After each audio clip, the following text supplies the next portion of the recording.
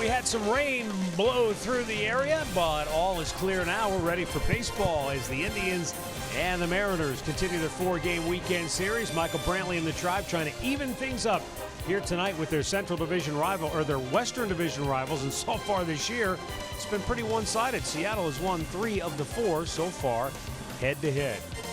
Good Friday evening to you. Matt Underwood alongside Rick Manning. Corey Kluber Day. That's always fun for us because we get to watch the best pitcher in baseball go to work. And Rick, it's hard to believe you think about his first ever start against the Mariners. Just a complete game shutout. Well, Kluber, you look forward to it. You're right. Every single time he toes the rubber, because the movement that he puts on a baseball is really mind-boggling sometimes. He can make it go 2 different ways. There's a good 2-seam fastball. He has the slider. He's got a changeup. He's got the cutter. He's got just about anything you have to offer. They all come out of the same arm slot, and he is so tough on hitters. That's why he strikes out a lot, and he stays in every game. And you look at the top 3 last year in the Cy Young Award for both leagues. Kluber won it. Scherzer won it. They're off to very good starts, and you would expect these same 6 to be around this year as well. Yeah, the only guy really you could make a case for that's pitched better than Corey Kluber so far this year in the American League is Justin Verlander. It's been a little bit better for the defending world champion Houston Astros. Now, as for the Seattle Mariners group, they can swing the bats. They did it in a short burst last night, but it was enough to get them 4 runs on the board. They tacked one on late to go ahead and win it by a final score of 5-4. So how do you attack this Seattle lineup? Let's go downstairs to Andre Knott for our Hear Right Sounds of the game. Thank you very much, Matt. Obviously, with the Seattle Mariners playing out in the West Coast, everyone may not be as in tune to what their guys in the middle of the lineup can do. We saw it a little bit last night in a short amount of time and how they attacked the first few pitches in the at-bats. So I went to Trevor Bauer, since he's not pitching against the Mariners this weekend, to ask him about the middle of the Mariners lineup. He's basically optimized his swing to be able to hit what the majority of big league pitchers are taught to throw, which is, balls down, cutters, sinkers, sliders, stuff like that. So, yeah, elevation and depth works with him, especially up and in. And you can't lead him there because he'll adjust and he'll hit it. But you can bounce back and forth between, slow stuff away, down, where it looks like something that he wants to hit. Then it goes down. Or fastballs up and in where you can beat his barrel speed. Cano's a little bit different. He can hit a bunch of different stuff. He can hit whatever you're going to throw him. So if you try to go cutter up and in, he might be sitting on it. Cano seems to sit on stuff a little bit. I think a lot of that is from the tape he watches or the history he has with you. So you can't really beat him in the same spot twice. You just have to bounce back and forth between speeds, locations, front to back, up and down, stuff like that. To me, that would make facing a hitter like Cano very difficult because you never know when he might be sitting on a particular pitch. You might think you've got him crossed up, and he was sitting there waiting for it all along. But the key, he still has to hit it. No matter if you throw it. This is a very aggressive team, but the 2 veterans in the middle part of that lineup, they're great hitters. They've had the respect, and they will set you up. They may swing and miss at a pitch and then want you to throw it again, and they won't miss it the next time. That's what makes baseball so great. But this Seattle ball club is tough. Rick, when you say that, you still have to hit it, and I don't disagree with that. What does it say about hitters like that can be comfortable enough up there to look at one slot and one pitch and just attack it and go at it? That's experience. You learn. These guys have paid their dues. They've been in the league for many, many years. And, these young hitters, they have some very good young hitters like Haniger and Seager and other guys like that. They're very good hitters, but you give them about 7 or 8 or 9 or 10 years in the big leagues, they'll be able to do the exact same thing. I think on the flip side, Arch, Erasmo Ramirez starting for Seattle tonight. Paxton did a nice job against the Tribe's lineup last night, but this lineup has to get going at some point. Maybe a guy like Ramirez, who's only pitched a few innings so far this year, is a guy that can get to. Well, you certainly hope so. I want to see the offense start taking base hits and take what the pitcher's giving them. Go the other way. Stay on the baseball. I think a lot of guys are pulling off. We're scoring via the home run ball. That's where they score about 50% or more of their runs. It's a good thing when you hit home runs, but you can't live on it because you need the base hits when guys are in scoring position. They haven't been able to do that consistently. That's what they're going to have to start doing. Get everybody involved, get the line moving, and start hitting and playing together like a team. All right, Alan Jensen have the showstopper, and they're going out west to the Tribe's spring training home state of Arizona. Yeah, Matt, Rick, Andre, you guys were talking about the Seattle Mariners in the American League West. Well, what about the team in the National League West? That's our showstopper, the Arizona Diamondbacks. What a consistent start to this year for them. They've been hitting well. They've been pitching well. It's amazing that they have yet to lose a series, and they're yet to lose back-to-back games. Yeah, those are the two big numbers. And I think for me with Torey Lovullo, we knew that he coming over from the Boston Red Sox as a bench coach under the tutelage of John Farrell, you have a wealth of information that you could draw from, but it's how he has instilled his fearless mentality. I had the pleasure of being under him at AAA before I got my call to the big leagues, and the biggest thing with him is just playing carefree, much like Joe Madden does with the Chicago Cubs. He wants all of his guys confident, and there's some no-names in that lineup that people don't know on this side of the States, but I'll tell you what, they have made such a huge impact, not only offensively, but in that rotation as well. And you picked this team to win the National League West at the beginning of the season. A lot of people picked the Los Angeles Dodgers. Some folks thought that, well, there might be some other team that sneaks in there like the Colorado Rockies, but so far it's been the Diamondbacks. Now, we're only in the month of April, I get it, but this team looks awfully good, awfully balanced, doesn't seem to have a lot of deficiencies. No, they don't beat themselves, Al. One of the great defensive teams in the National League since September 26th of 2017. We talk about getting 4 more runs for Corey Kluber. They are 15-1 when they score 4 or more runs, period. They have found a secret ingredient. They have found the ability to get ahead, to be able to add on, and then the back end of their bullpen right now, Archie Bradley is basically the equivalent in the National League of what Andrew Miller does for the Cleveland Indians. He is that Swiss Army knife. He can do so many different roles. You've got a bullpen now that's confident in their ability. Brad Boxberger has started very well as their closer, and then the middle of that lineup, when Jake Lamb gets healthy again as their third baseman, you have perennial MVP candidate Paul Goldschmidt, and the top of their rotation has yet to get going. Zach Greinke, once he does, this team could take off. Just think if they had Corey Kluber on their team. Greinke's been pretty good. Yeah, he has been pretty good. That would be scary. Kluber going tonight for the Tribe. Matt and Rick, we'll send it back to you. And I think you guys hit the nail on the head. It is still early. It's always fun to look at who gets out of the gates hot, who maybe is the surprise team that nobody saw coming. But boy, in another month or two, the standings could be turned upside down. You just never know how these teams that get off the hot starts are going to play, and when the teams that get off the slow starts are going to kick it into gear. Yeah, only time will tell. But they went a long way last year, and I think the Arizona Diamondbacks built a lot of confidence up. But you know what? Everything evens out as the year goes along. Well, we're just a little delayed getting underway tonight after the brief rain shower that passed through here. But we've got baseball coming up between the Cleveland Indians and the Seattle Mariners. We'll be back with tonight's first pitch next. Cleveland Indians baseball is brought to you by Who But WB Mason, the official office supplier of the Cleveland Indians. By Cleveland Clinic Express Care Online. Tap the app for 24/7 virtual needs. And by Live TV you love, only better.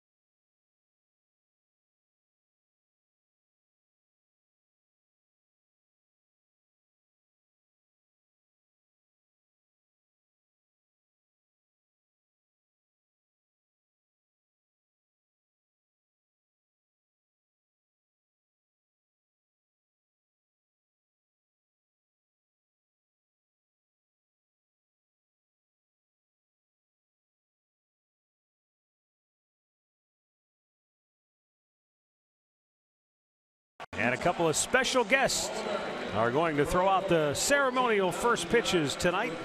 Top 2 picks for the Cleveland Browns in the NFL draft, Baker Mayfield and Denzel Ward. From the University of Oklahoma, quarterback Baker Mayfield. Baker Mayfield, of course, the #1 pick overall out of the University of Oklahoma. And Denzel Ward, what a thrill for him. Grew up just down the road in Macedonia, went to Nordonia High School, leading the Knights to a high school football playoff run a few years back in 2014. They got to the state championship game. And of course, a big thrill for him not to grow up here, but to play at Ohio State and then to be drafted by the Cleveland Browns. Let's see how they do, Arch. Oh, they'll be just fine. Oh, a short hop, and, that's fine. They both were caught.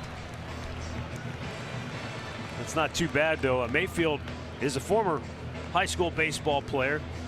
Been a while for Denzel since he had a baseball in his hand. What did he say, T-ball? Well, with more on that, let's go downstairs to Andre Knott. Congratulations to both of you. Baker, just go through what the last 24 hours have been like for you. Ooh, kind of a whirlwind.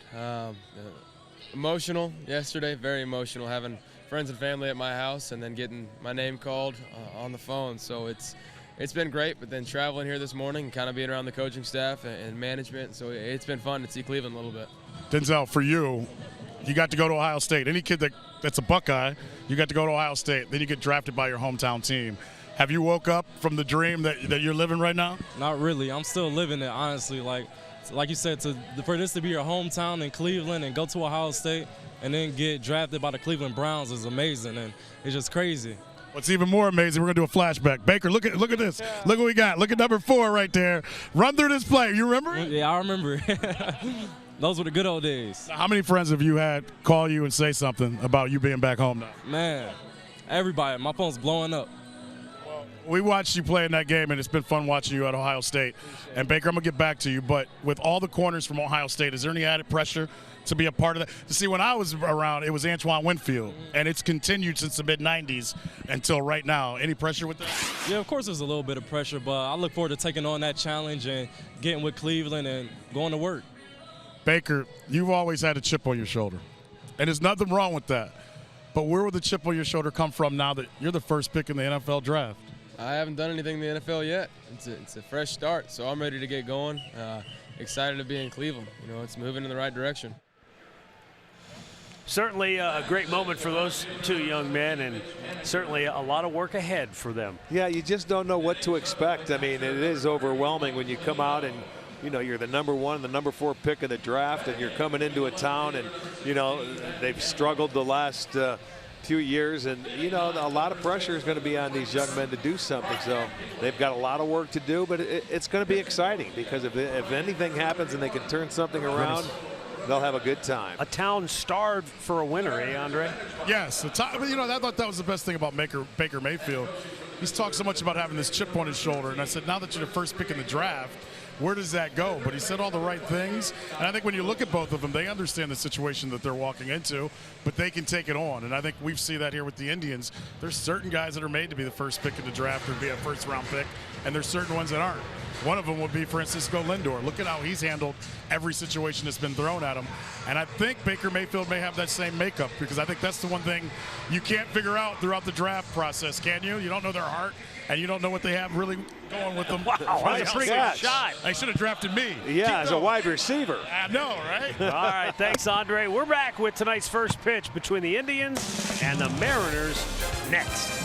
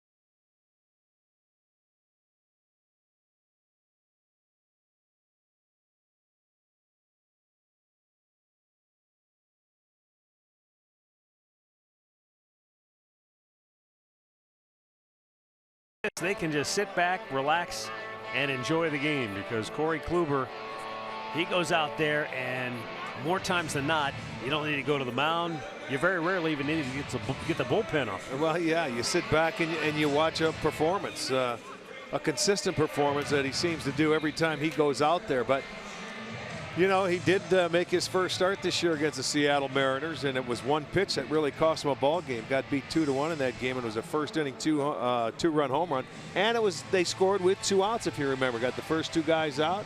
Cano hit, Cruz homer, and that's all it was.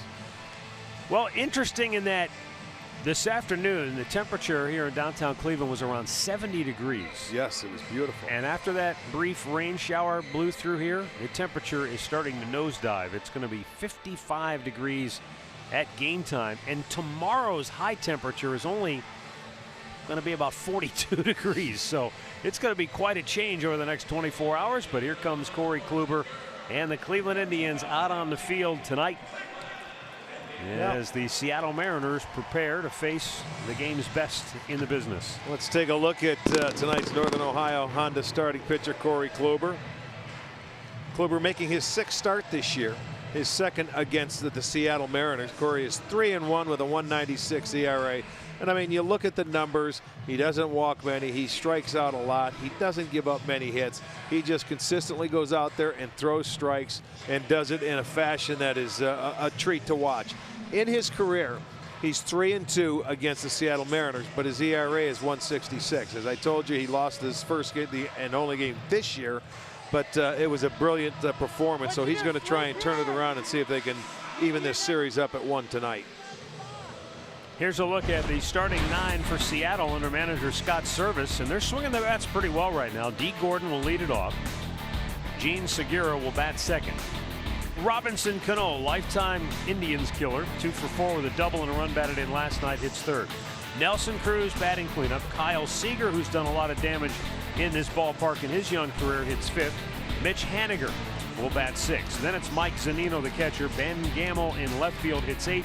Ryan Healy, the first baseman, will bat 9th. And the Indians defense brought to you by Ram looks like this. Michael Brantley is in left field, Bradley Zimmer in center, Tyler Naquin over in right. They got the left-handers out there with the right-hander on the mound. Jose Ramirez is at third, Francisco Lindor at short, Jason Kipnis is at second, Yonder Alonso at first, and Yan Gomes behind the dish. Chad Whitson behind the plate, crew chief Mark Wegner at first, Jim Reynolds at second, Mike DeMuro at third. Okay, here's the big question tonight. You're Corey Kluber. You're dominant. You're 2-time Cy Young Award winner. Do you go to the mound saying, hey, they've got to beat my stuff? Or do you go to the mound looking at how they approach? They're aggressive. They get after the first pitch a lot. And do you think I need to adjust going into this game? No, Kluber won't do that. He's going to go out there. He's going to pitch his game, and he's going to make them make adjustments to him. He knows they'll be aggressive. He watched. He watched that ball game last night. He observes. And away we go.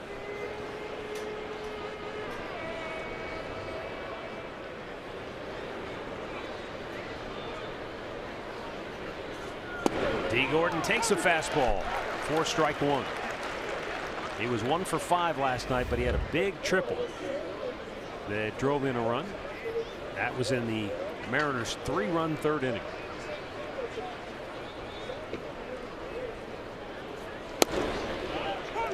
Yeah, they were a very aggressive team last night. They were 4 for 4, 2 singles, 2 doubles when they put the first ball in play, the 0-0 count, and they put it in play. And as a team, they're hitting .376 on the year doing just that. The 0-2 offering. Swung on and missed. He struck him out on 3 pitches. Finished him off with a nifty cutter. Yeah. And that thing kept roaring in. You could see where his hands tried to pull inside. Couldn't do it. Look at it on the Nissan pitch tracker. He really, that was started off a ball, but on the edge, and it went inside, and it kept bearing in on him. So you talk about, you see that one-handed swing. He had to get a shovel to dig that one out.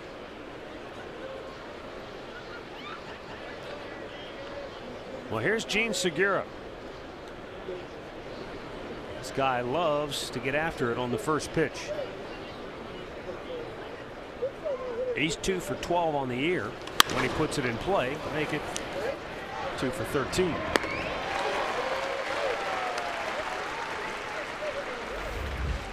Storylines tonight brought to you by Wayside Furniture. Corey Kluber against the heart of the order, Cano, Cruz, Seager and company. And for the Indians, Yonder Alonso has good history against Erasmo Ramirez. In fact, he has pretty good numbers so far this year against Seattle. Yes, he does. Robinson Cano 2 for 4 with a double and a run batted in.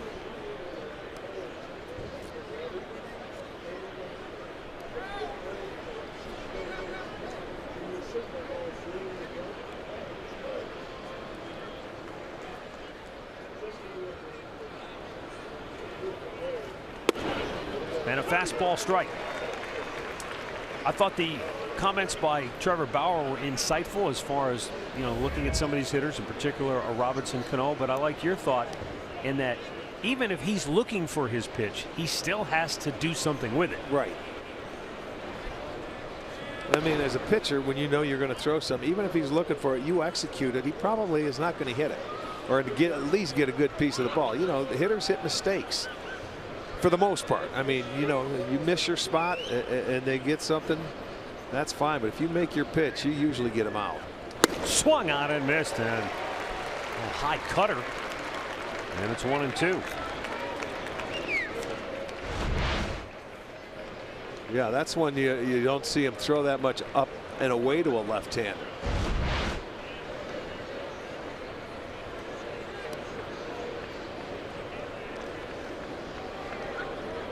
Now the right-hander's 1-2 offering, and Cano just pops it to right field. The Mariners go 1-2-3 on 8 pitches. The Indians are coming to bat.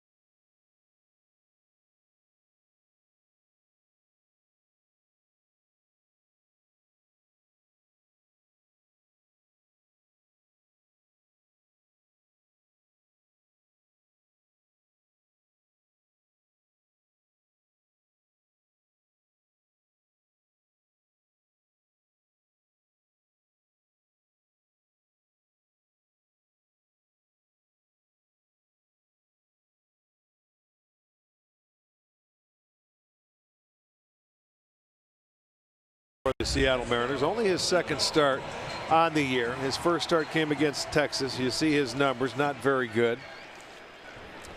But he did pitch against the Indians last year in September. Went 8 innings, gave up 3 hits, 1 run, and struck out 10. They list the right-hander at 5'10", 215 pounds. Out of Nicaragua. Pitch up high, ball 1 to Frankie Lindor. Not surprisingly, one of his baseball heroes, guy he looks up to, El Presidente. Dennis Martinez. That's the first one you have to think about when you talk about Nicaraguan pitchers. Absolutely. And Dennis, we usually see him every year when he comes into town. He's a beauty, isn't he? Yes.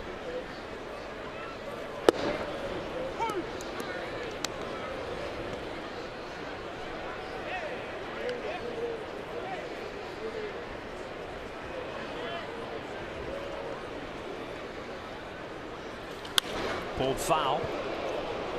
He was signed when he was 17 years old by the Mariners.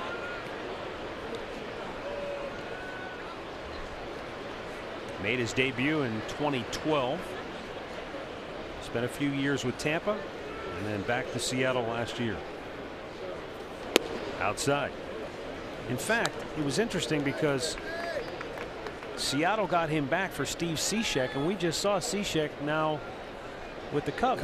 Yes, right? yes, he was. He came in with the Cubs. Yep. Lindor fouls it out of play. Well, you can see he has the four-seam fastball, a little cut fastball. The changeup he's thrown probably already 3 times in this at bat.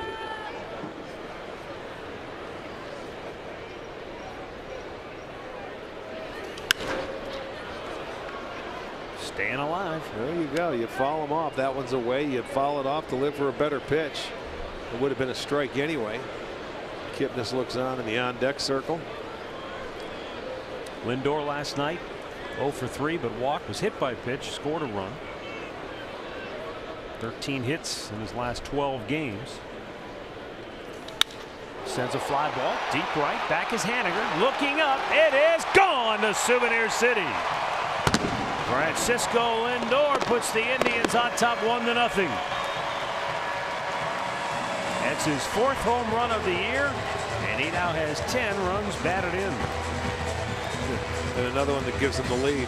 The first at bat of the game. Well, it was a good at bat. He fouled off some very good pitches. He was throwing them inside, outside, and he finally got one to his liking. He fouled off that other pitch, a fastball away, and there it was. And that one, don't know if it was a changeup or what, or a fastball, but it came right down to the middle, and Lindor hits it into the seats. His 5th career leadoff home run. And now Jason Kipnis. That's what it was. Takes a strike.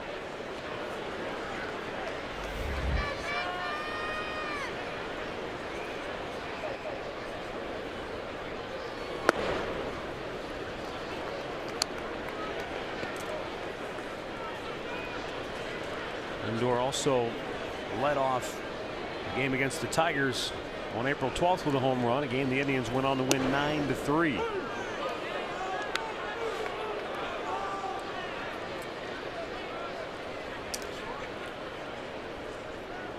Jason Kipnis, not a big fan of Chad Whitson's latest strike call. Reached for it. Wraps it on the ground to Gene Segura, who bobbled it. And he just did get him by a half step.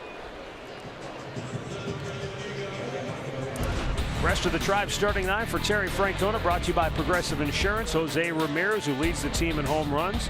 Michael Brantley, Edwin Encarnacion, RBI leader Yonder Alonso. Then it's Yan Gomes. Tyler Naquin starts in right. Bradley Zimmer in center, batting 9th. Jose Ramirez did something last night very rare. He struck out 3 times in a game.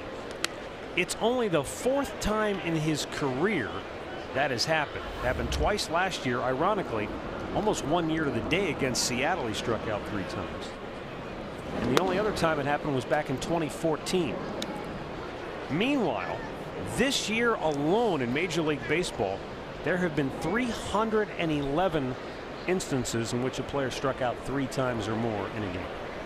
Well, I don't know if that should shock us, because we've been saying how many the strikeouts are up. There's more strikeouts than hits the first month, and guys are just swinging from their heels, or whatever you want to call it, long triangle, whatever, but they're swinging and missing a lot. Ramirez pops one to shallow left. Gamble is in there to make the catch, 2 down. Defense for the Mariners. Same as yesterday. It's Gamble in left, Gordon in center, Haniger over in right. And on the infield, Seager at third, Segura at short, Cano at second, Healy at first, Zunino behind the plate. Tom Bochenek points out, Arch, there have already been 5 strikeout games this year. Well, I know 2 of them have come from Stanton. Beckham of Baltimore, we just saw. Tim Beckham, and Chad Wallach down in Miami. 5 punch-outs in a game. Michael Brantley.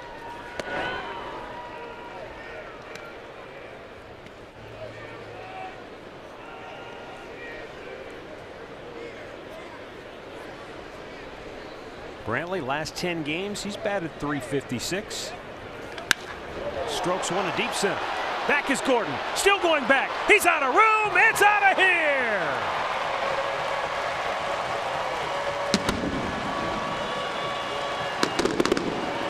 Michael Brantley's second home run of the season.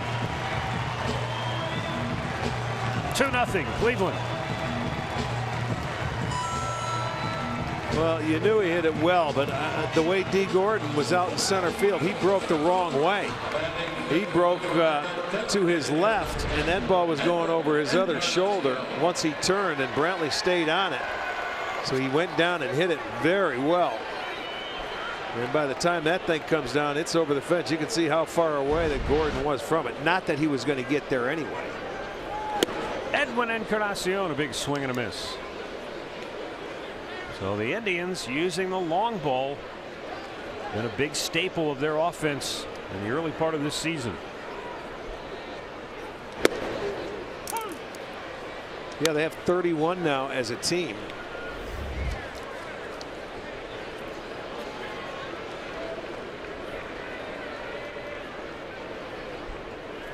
Edwin drives one deep right field. Haniger's gonna wave goodbye.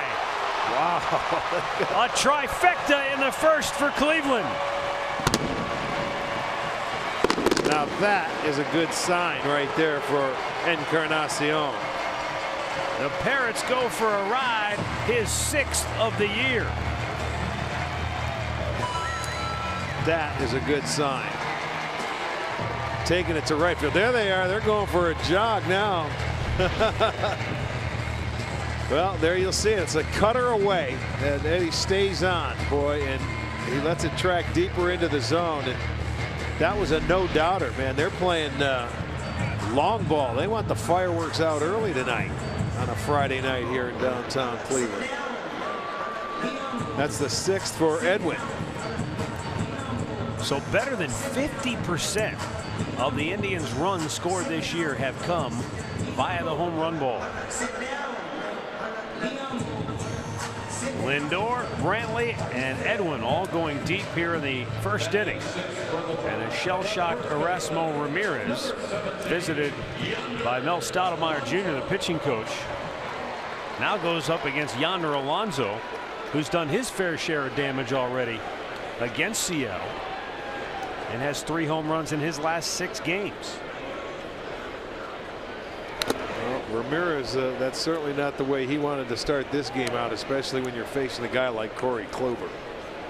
You're going to give up 3 home runs in that first inning. Ouch. We know the numbers when you get Kluber 4. Alonso bangs it foul. Our great clip of the game from last night. This got the Indians rolling. Just when it seemed James Paxton was impenetrable, Alonso sent one deep. 2-run homer, got the drive on the board. They would eventually come back and tie the game. But unfortunately, Seattle snuck out of here with a 5-4 win. Yeah, he cut that lead in half and gave him a little life, a little energy.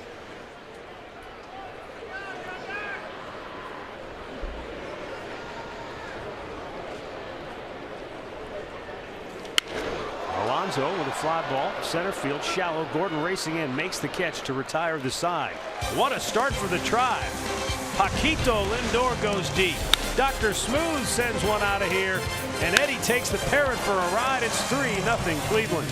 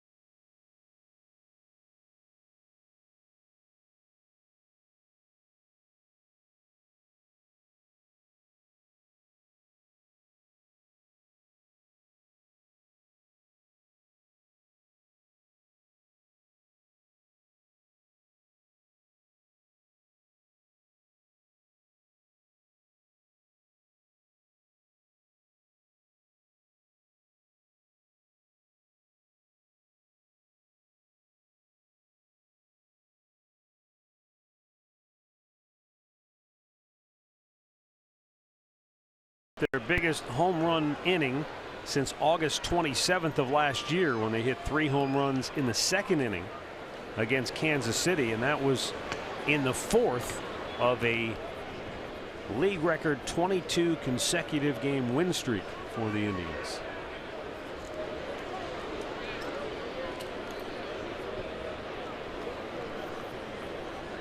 Nelson Cruz will lead off for Seattle here in the second. And Corey Kluber's fastball, a little high, ball 1.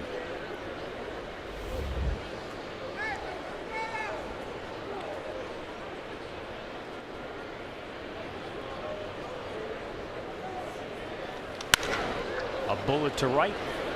Naquin snares it for out number 1 here in the second inning. Well, watch every out-of-market regular season game live at home or on the go with MLB TV. Your subscription includes MLB At Bat Premium, allowing you to watch live baseball on all your favorite supported devices. Blackout and other restrictions apply.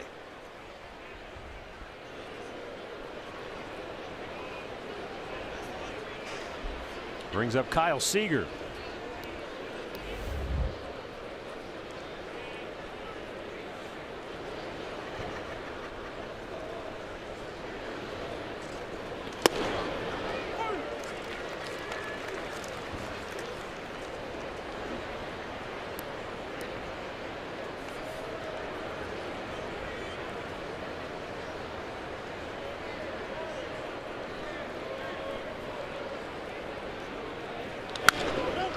Pulls it foul.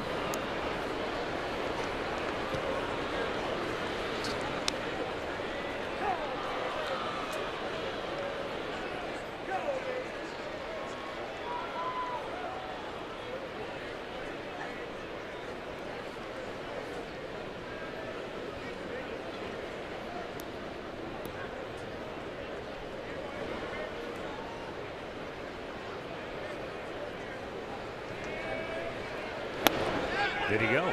They appeal, and he did. Second strikeout for Corey Kluber.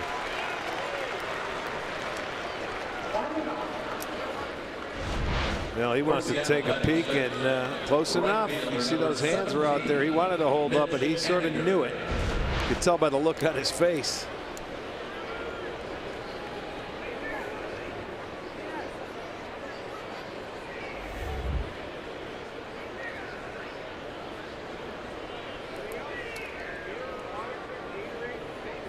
Mitch Haniger 0 for 3 last night.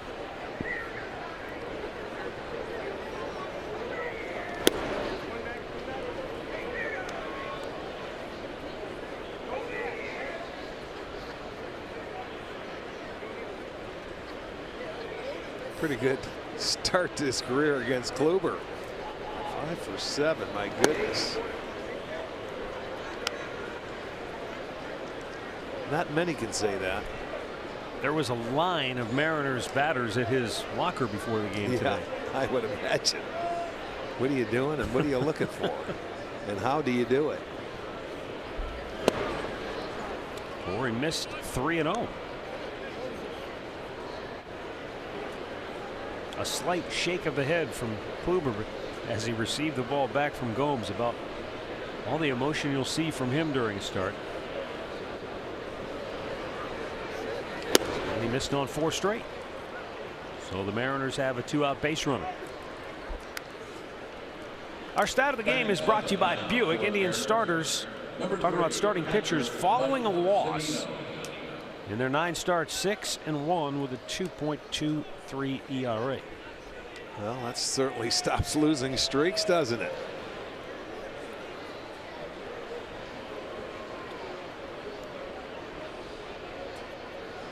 Yeah, when you can send a quality arm out there every day, they've really done a beautiful job. We told you about the numbers yesterday, 3 runs or less at the start of the year, and you know, when you can do that as a team, you've got a really good chance to lock in and win a ball game. Yeah.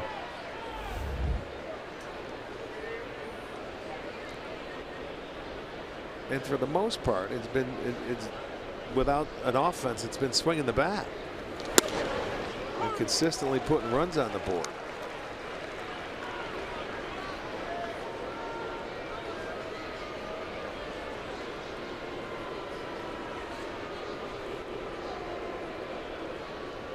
Yeah, when you think about the fact that the Indians lead the Central Division.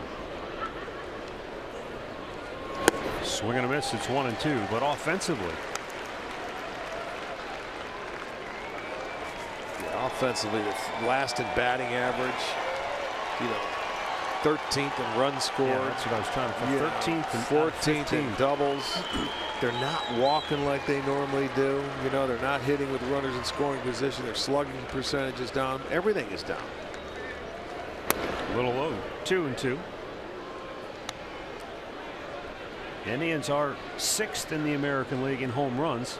Starting play today. They might move up. Already off to a good start with 3 home runs.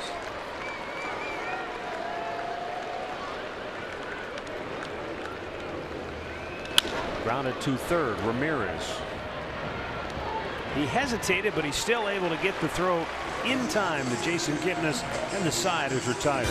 Middle of the second. Cleveland 3, Seattle nothing.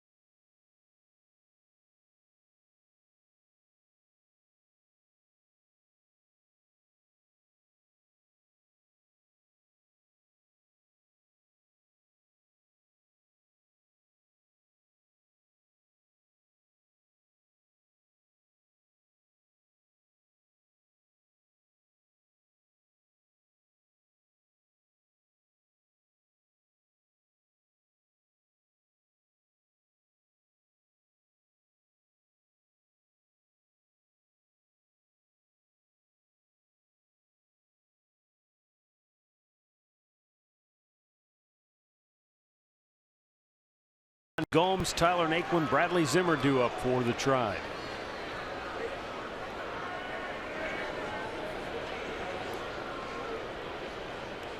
Gomes 1 for 4 last night with a double. He's hit in 9 of his last 11 games. Yeah, Jan's been using pretty much all the field. The whole field, right, center, left. He's been doing a nice job staying on the baseball.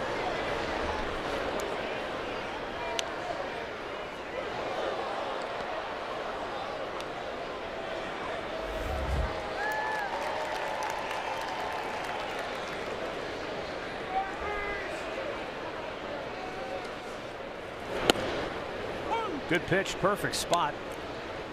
And Gomes in the hole, 0-2.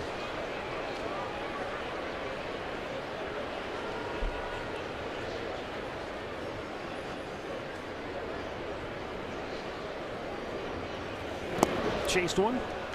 His first strikeout, 1 down. Injury report brought to you by the attorneys at Elk & Elk. Big names across the board. Obviously, we know what Miller means to the Indians. Adrian Beltre. Call him a future Hall of Famer. What do you think? Absolutely. No doubt about it. They come in Monday, the Texas Rangers do, but we will not see Beltre. And we probably won't see Eric Thames on our next road trip. We'll see.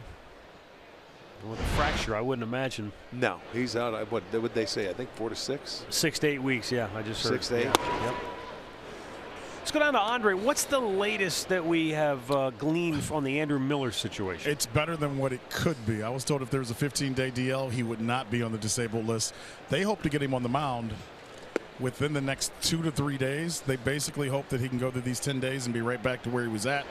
He had an injury like this about 4 years ago when he was in Baltimore, and he didn't go on the DL. But Tito just felt like, why waste the bullets with him right now? Go ahead and try to get him as healthy as possible. Yeah, you don't want that to linger, that's No. for sure. Well, the other thing to talk about is that could get tricky next week. Gio Urshela is about a week away from his time being up with his time in the DL or on the DL. And Tito said today that it's going to be a tough decision, and he says he doesn't know what they want to do, and that's what he's saying. So between he and Eric Gonzalez, there could be some movement in that in the next 7 days as well. Keep an eye on it. I mean, look, Eric hasn't had many opportunities to play, but it seemed like as we went down the stretch in Goodyear that Urshela had the inside track to make the club. Matt, it's good that you said that, because Tito said Gio has not hit very well so far down in Columbus, and he says if he would, makes the decision for him. There you go. Base hit to right for Naquin. He's got extra bags. Haniger couldn't cut it off, and Tyler rolls into second base with a 1-out double. It's his first on the year. Well, Naquin did a nice job. Watch his hands. This ball's in off the plate. It's a cut fastball in. Boy, but he pulled the hands, and you see where that right hand just comes off the bottom of the bat, and he got the left hand through. He really, that was a good swing to pull that ball. Keeps it fair. So a 1-out double, as you mentioned, his first double of the year. But now 11 hits in his last 12 games. Here's Bradley Zimmer.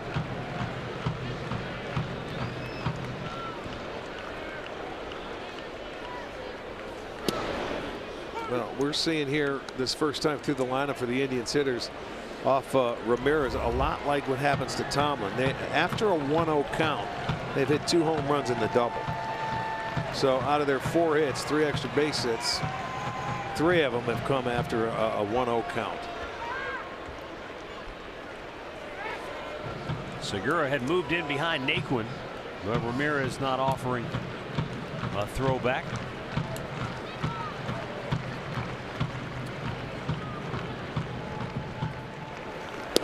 Downstairs, Arch, note in the Indians media notes tonight on Bradley Zimmer, no walks in his last 32 plate appearances. Is that something that gets your attention, or is that much ado about nothing? No, right now it's much ado about nothing because he's hitting 267. If he was down in the 100s and he's trying to swing at everything, it would be something. But this is going to be close, and they got him by a whisker. Yeah, they did. It looked like they had him. They realize they have to get rid of it in a hurry too.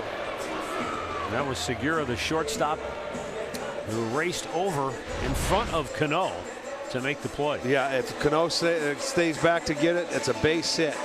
And that's the only way they were going to get him right there, was cutting him off, and they had him. That foot was on its way down.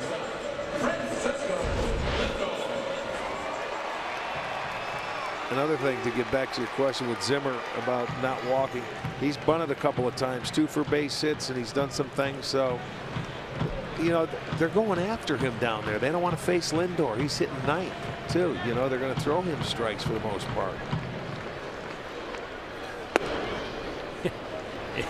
It's tough to draw walks if they're coming at you. Yeah, if they're attacking. if they're gonna throw you strikes, you're gonna have to swing it, put it in play. They don't want to walk you and then, you know, get back to the top of the lineup. That's why a number 9 spot is really not a bad place to hit. And to your point, over the last 10 games coming into tonight, he was hitting 357, so he's getting a little better feel for. You see that spot down there when you have a good leadoff hitter, and Zimmer can also run because he can steal bases down there. That's a good spot for him. Lindor, who homered to start the game, takes a strike, 2-1. 33 home runs a year ago.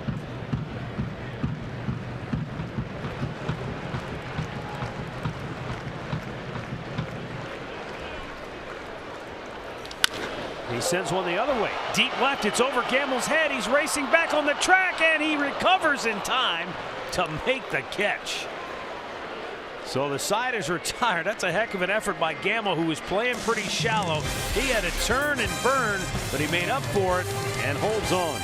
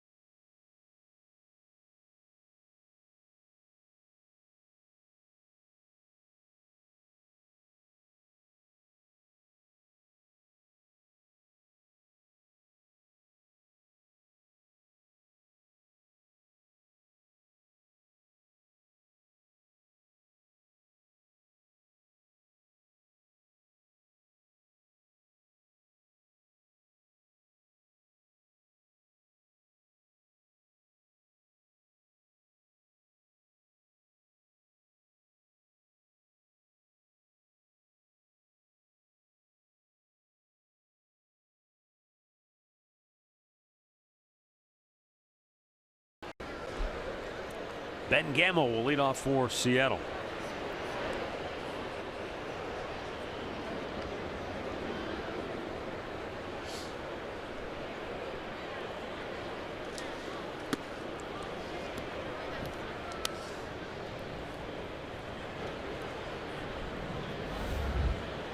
Gamble 0 for 3 last night.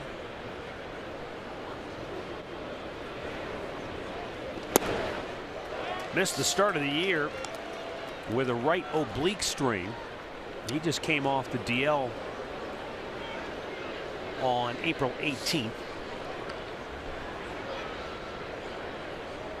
And is 3 for 24 in his return. Missed outside, 2-1.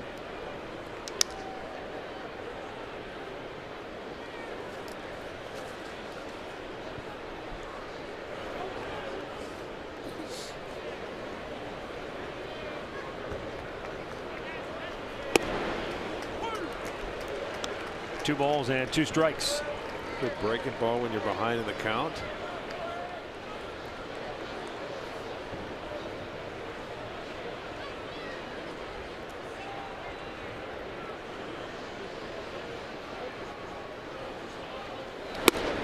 Ooh, that looked like a strike all the way. And I think Corey would like to know what was wrong with that pitch. It's in the box. You know, even though Gomes is sitting down and in, it was in the box. You're right. In that box, it changes for every hitter on what their strike zone should be. But umpires have their own strike zone that they call.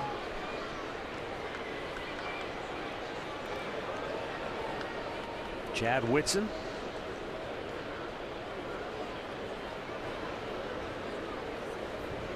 Swung on and missed. Corey Kluber came back, took care of it himself. His 3rd strikeout of the night. Well, here's a nice catch by Gamble. He was playing very shallow to begin with, and he's on a dead run, and it comes off the bat of the left-hander. And I'll tell you what, that ball slices on you. It moves. You can tell by the way he caught it. But the one reason he was playing so shallow, I mean, that made it a tougher catch. But goes into that glove. He forced him to hit it over your head. I thought Lindor did, to be honest with you.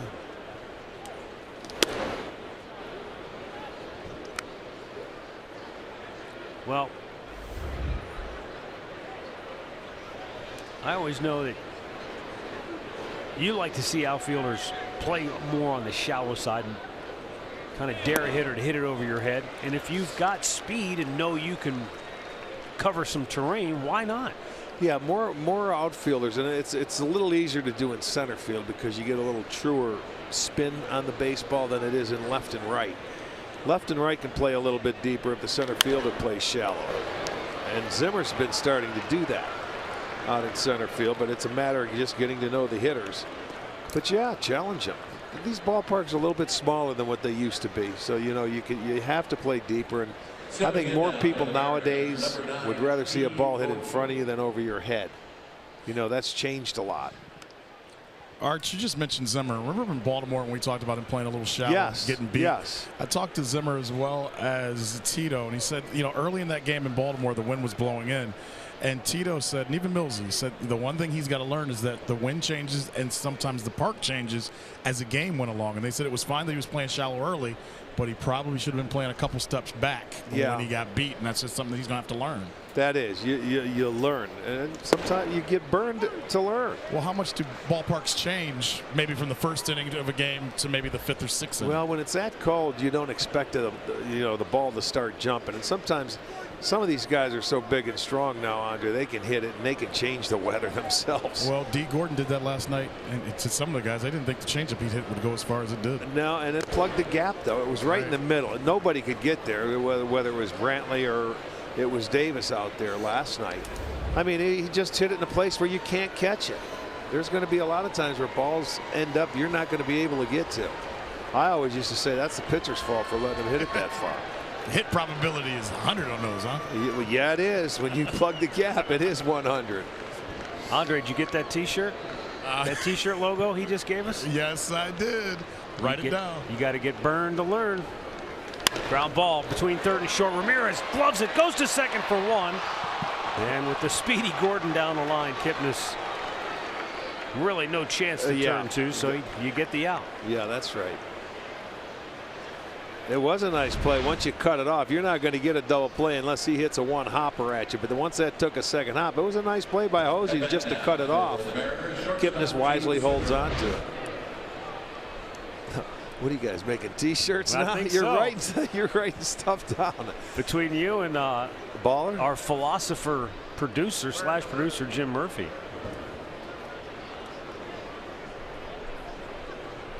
You can't make a dog meow. That was his pearl of wisdom as yesterday. he walked out. It wasn't bad. Did you just make it up? Here's a pitch to Segura in there for a strike.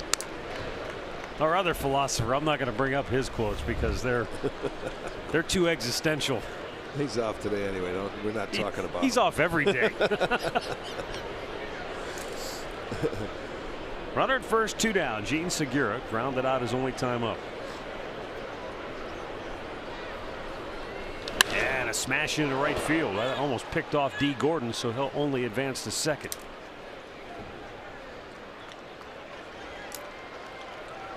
That's Segura. He can get the barrel of the bat to the baseball. I don't care who's pitching. This one was elevated a little bit, but he stayed on it nicely and just took it in that hole. And you see Gordon had to hold up and let that ball go by. Well, you don't want it to hit him. But it's first and second now with 2 outs. This is where Seattle did their damage to the Indians last night with 2 outs. 2 outs, nobody on base. And 4 straight hits yielded them 3 runs in the 3rd inning. And then in the 8th, when the game was tied, 2 outs, nobody on base, and back-to-back doubles put the deciding run on the board.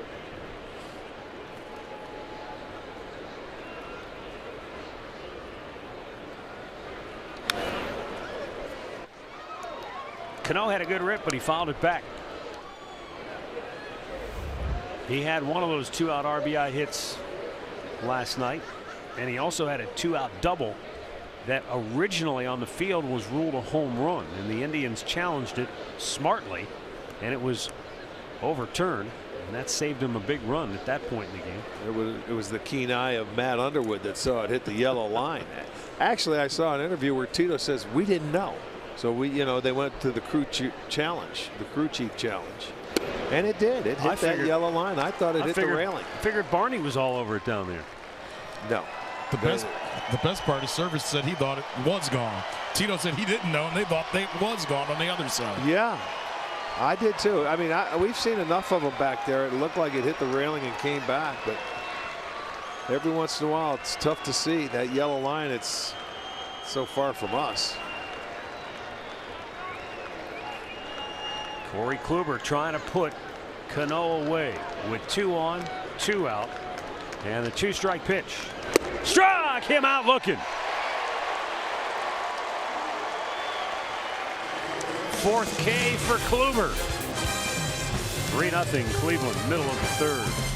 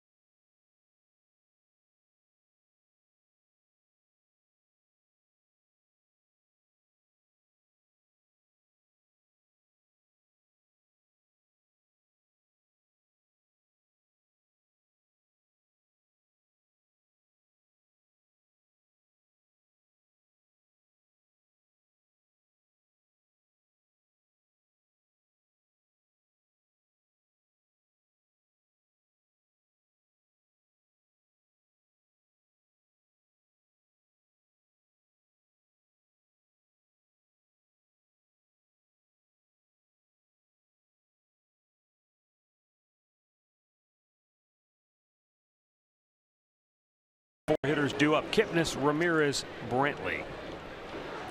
Some young fans on a Friday evening taking in the ball game. Kipnis drives one deep center. Back is Gordon onto the track at the wall. He won't get it, and it caroms back towards center field. Kipnis hits second and puts on the brakes.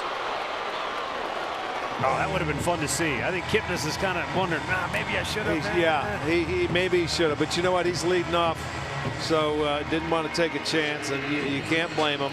He smoked that ball. I'll tell you what, I thought he was going to go, because this is where Gordon's going to have to learn to stop and play that, but let the ball come back to him. He had no chance at catching that ball, and he went all the way in, and he wanted to. He thought about it right there, and then says, no, okay. You don't want to make the first or third out at third base, so he wasn't 100% sure, so he held up. Jose Ramirez flied to left in the first inning. Inside ball 1.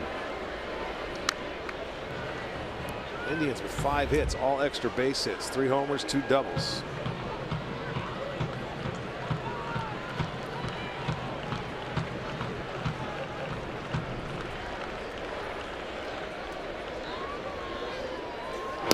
Even with the 0 for 4 last night, Jose Ramirez batting an even .400 in his previous 14 games.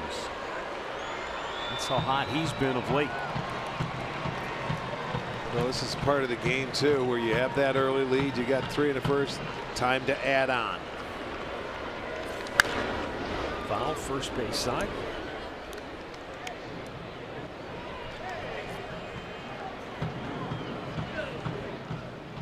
You'd like to see him make a productive out where you could get Kipnis to third, you give Brantley a chance to get him in, or you may even get a base hit that way.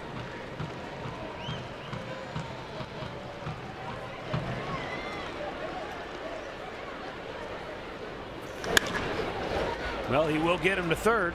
It's okay. So Kipnis is 90 feet away with 1 out for Michael Brantley. Well, let's look at the stat cast on the home runs the Indians hit in the first. That's under 100 miles an hour. Brantley, the straightaway center. That one traveled 420 feet at 105. Encarnacion going the other way at almost 105. 384. That's a good sign for Eddie to go that way and hit the ball. That's what I like to see. Keep him on the baseball. Quietly, he's picked up a hit in 6 straight now. Infield in for Brantley. Inside ball 1. Yeah, this is what I call a free at bat here for Michael, because no shift. They're playing him very shallow in center. He can just sit back and wait for something he likes, and this is where Ramirez has been in trouble today pitching, when he falls behind 1-0. Yeah, you can spit on that changeup when you have the count in your favor. Michael didn't like that pitch anyway. Brantley's the kind of guy too. He can get jammed and still flare one in. Right. You figure he's going to make contact. And even when a pitcher does get him down, even if they get him down in the count 0-2, 1-2, there you have it. Runner on third, less than 2 outs. He's 4 for 4. Well, he's been, granted, limited opportunities, but 400 average with runners in scoring position. He's been their best in the clutch.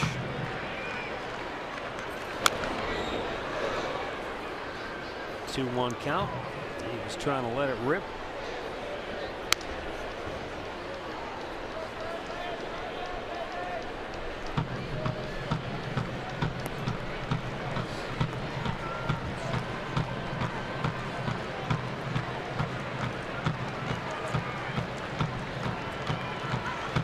Again, the infield is in. Gamble is shallow and left, as per usual. Oh, Brantley socks one deep center. Gordon back on the track and makes the catch up against the wall for out number 2. But Brantley brings home Kipnis to make it 4-0 Cleveland.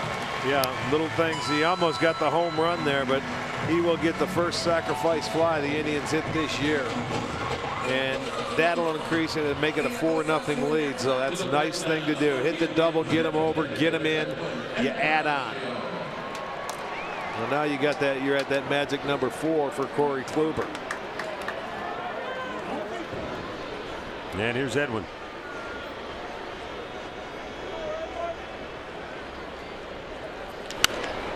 Out of play.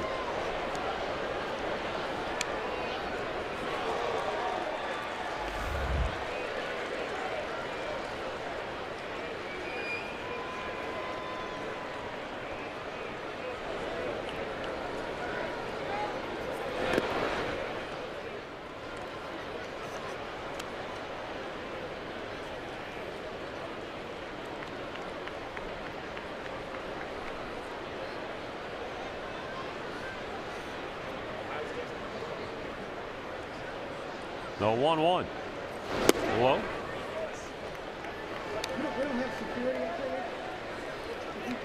Corey Kluber looks on as the Indians have scored 4 runs on 5 hits.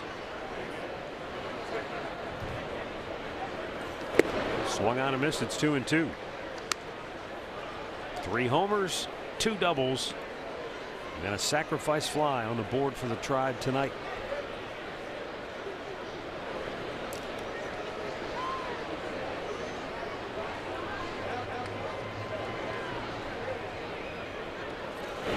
Swing and a miss, strikes him out to end the inning. We played 3. Indians 4, Mariners nothing.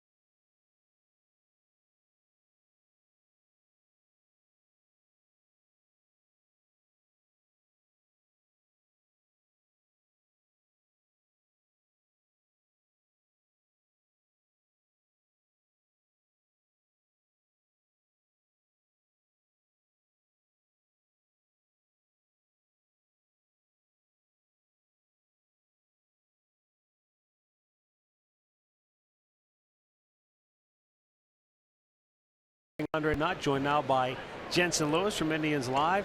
Corey Kluber has been Corey Kluber so far. Same old deal, guys. The fastball, the breaking ball, and just we talked about it early on where he gets in that groove. He looks like it tonight, and I feel like the velocity and the movement, you know, it's midseason form. He's fun to watch. Yeah, he is. And so far here tonight, you know, you're talking about a Mariners team that got a couple of base hits in the 3rd inning. But they're a very aggressive swinging club. But he's taken some of their aggressiveness maybe away because not that they want to go deep into counts, but they realize every at bat's sort of precious against him, and so they don't maybe he's just got it back on their heels a little bit. I thought last night one of their MOs was to try and get to Clevenger with the first good fastball. And tonight you're kind of seeing Gomes and Kluber do a little do-si-do as far as how they lead guys off. But now, you know, second time around the order in the scouting report, Arch, I mean, it's the same thing. If you got to find something early in the count against Kluber because he gets to 2 strikes, the at bat's pretty much over. I would be swinging early if I was a hitter against Kluber. Cruz pops one back our way, out of play. Too many weapons to put you away. It started out with Gordon. You know, who's their leadoff hitter? 3 pitches, strikeout. You know, and he tied him out. And there's the number 66. My favorite stat. Yeah, I know it. You give them 4 runs of support, and it's like it's automatic. You think about what goes into a ball game, guys, and we've all seen plenty of them. That number over that amount, and you're almost 2 full seasons of starts, and so many things have to go right for the ball club to win a game. Just in that, let alone a 1-run game. But it's incredible what he's been able to do from a consistency standpoint, getting deep into ball games, and then the offense behind it. It's like everyone takes a deep breath, relaxes, and he does the rest. Well, when he's on the rubber, everybody feels it's a win day. You know, you're going to go out, you're going to win. You saw firsthand CC Sabathia, Fausto Carmona. We saw Cliff Lee. We saw guys have big years. But we've never seen anybody like him year after year after year stay at the top of the pitching stats. Swing and a miss. I mean, no Indians pitchers won 2 Cy Young awards. I mean, we all know that. But I'm talking about his consistency, which you spoke of. He just makes it look too easy. I think there's going to come a day years from now where we're going to look back and we're going to truly appreciate the level of consistency. And I'm talking day in and day out, not just every 5 days. He's the same guy in the clubhouse every day. His work ethic in between is impeccable. I mean, those are things that maybe you take advantage when you watch it every day. Yeah, you know, and I talked to Carl Willis about it. A guy who's, you know, coached 4 Cy Young winners now. He did have CC. He had Cliff. He had Felix Hernandez here with the Mariners. He had Rick Porcello. You've got 4 guys there that are way different in their styles and way different in their personalities. And then you put this guy in that fold. Speaking of Corey Kluber, and he said it's the attention to detail. It's the days in between. You've got Carrasco and Bauer and all these guys. They're trying to emulate it. And why wouldn't you with the track record of success? Carl just says, I try to stay out of their way. That too. You know, what am I going to do? Yeah. I just try to, you know, you keep things in focus. Kluber's a guy that, you know, he can fix himself. You know, he has his checkpoints. He's very efficient when he does that. I do like what they do, though, as far as a pitching staff, where they all go out and watch each other throw their bullpens, and they can share, and they're really a tight-knit group. I like that. Still, Matty, one of the great stories that we heard back when Mariano Rivera was a starting pitcher, and then they transitioned into the bullpen. He fell on the cutter by playing catch in the outfield with a teammate. Teammate said, "Here, try this grip." And all of a sudden, 20 years later, he's arguably the best closer ever to play the game. Funny thing happened on the way to the Hall of Fame. I was playing catch one day, and I discovered the greatest pitch of all time. I mean, one pitch got him to the Hall of Fame. And it was a teammate. You know, that was something that you don't see in a bullpen. You don't have on film. Just said, "Here, try it like this." It's a beautiful game. 2-2. And at the other end of the spectrum, you've got Trevor Bauer, who takes the scientific approach. He breaks down frame by frame video of Kluber's off-speed pitch, breaking ball, whatever you want to call it. Marcus Stroman's slider. I need something like that. And he goes into the lab and works on it and works on it. And now he's got a new weapon. Hit well to right field, but it's right at Naquin. 2 down. All right, what do you see here? Well, you slow it down, guys, and the revolutions on the ball. Arch, we talk about spin rate here new in our new age of analytics, but that's a breaking ball, a little bit of a cutter too, also on the inside. Fastball. And then right here, this is more of that slider, that slurvy type where you got a guy in between, 2 different speeds between the cutter and the breaking ball. There is the backdoor cutter. That's lethal to a left-handed hitter because you throw it right off your fastball. This is the 2-seam front door. Forget it, Robbie Cano. Just watch it and see ya. There's nothing you can do with that. And it all comes out of the same arm slot, and it's going different directions. Arm speed that he repeats with every pitch. You see Kershaw, Sale, Scherzer, all the big 4, they do the same thing. Well, as a hitter in the box, you're trying to pick up, you know, when you see those sliders, you see the little red dot you see on the baseball when you can get it. But, man, when you can locate it like he can locate it, you know, a lot of times guys, and his cutter gets hit for home runs, you know, when he gives them up. He makes mistakes middle of the plate. One to Nelly Cruz in Seattle. And you make a mistake and they hit it. But when it's moving, which it does most of the time, you get a lot of swings and misses. The other great thing about him is he understands his stuff. The 0-2. Put him away looking. A half dozen Ks for Corey Kluber. He fans 2 here in the 4th. And the Mariners go 1-2-3 for the second time in 4 innings.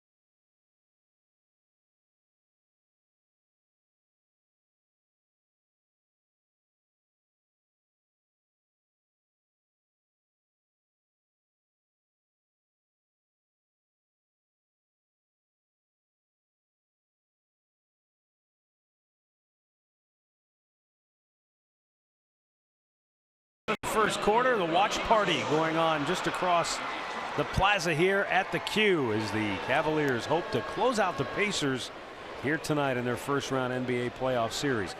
Here at Progressive Field, bottom of the 4th, Indians with a 4-0 lead, and Yonder Alonso to lead it off. I like the way, again, Matt Underwood, Rick Manning, Andre Knott, Jensen Lewis joining us here as well. I like the way Tito has the ability to jockey the lineup, Arch. You know, a lot of people might say, well, boy, wouldn't Edwin bat cleanup or Yonder Alonso bat cleanup? He knows Michael Brantley is always going to be the same hitter no matter what the situation. He's the kind of the perfect guy right now. But there might be days where Alonso bats cleanup. There might be days where Edwin bats in that 4 spot. Yes, he's not afraid to do that. You're right. And because these guys are all veterans, they don't need to know where I'm going to hit in the lineup every day. It doesn't matter to them. It's unique too, Arch, I think, because of what Tito knows about all these guys and how they go about their business too. You got to hit righties and lefties coming up in the big leagues, and now them being able to have the success they have, that's an embarrassment of riches for him. Well, you got, reverse split guys now. It's Encarnacion's better against right-handers than left-handers sometimes, so it changes. But the key to this, though, was in spring training when Tito went to Edwin and said, do you mind with Yonder being here, not having a switch hitter? And he instantly said, no, do what you got to do. Put me wherever. I'll hit behind whoever. I'll go ahead. As you guys know, there's some guys that say they want to be in certain positions. Edwin and Michael Brantley, because Brantley was big in this too. Remember, he was the three-hole hitter for a long time. He saw what Ramirez was doing, and both he and Edwin said, put me wherever you need to put me. And I think we make way too much out of where you hit in the lineup. Once you're leading up, once the game starts, it doesn't matter where you hit. The game dictates what goes on. But I agree with you. Go ahead. I was just saying, but when that lineup turns over late in the game, who always comes up to bat late in the game when it's on the line? It's your 3, 4, 5 guys, always. Usually the middle part of your lineup, I agree with you. Tonight, though, this game changed in the first inning on the first at bat by Lindor. Gets 8 pitches, sees everything, hits it out the ballpark. And Tito always talks about when you get that long at bat early, how it can change the game.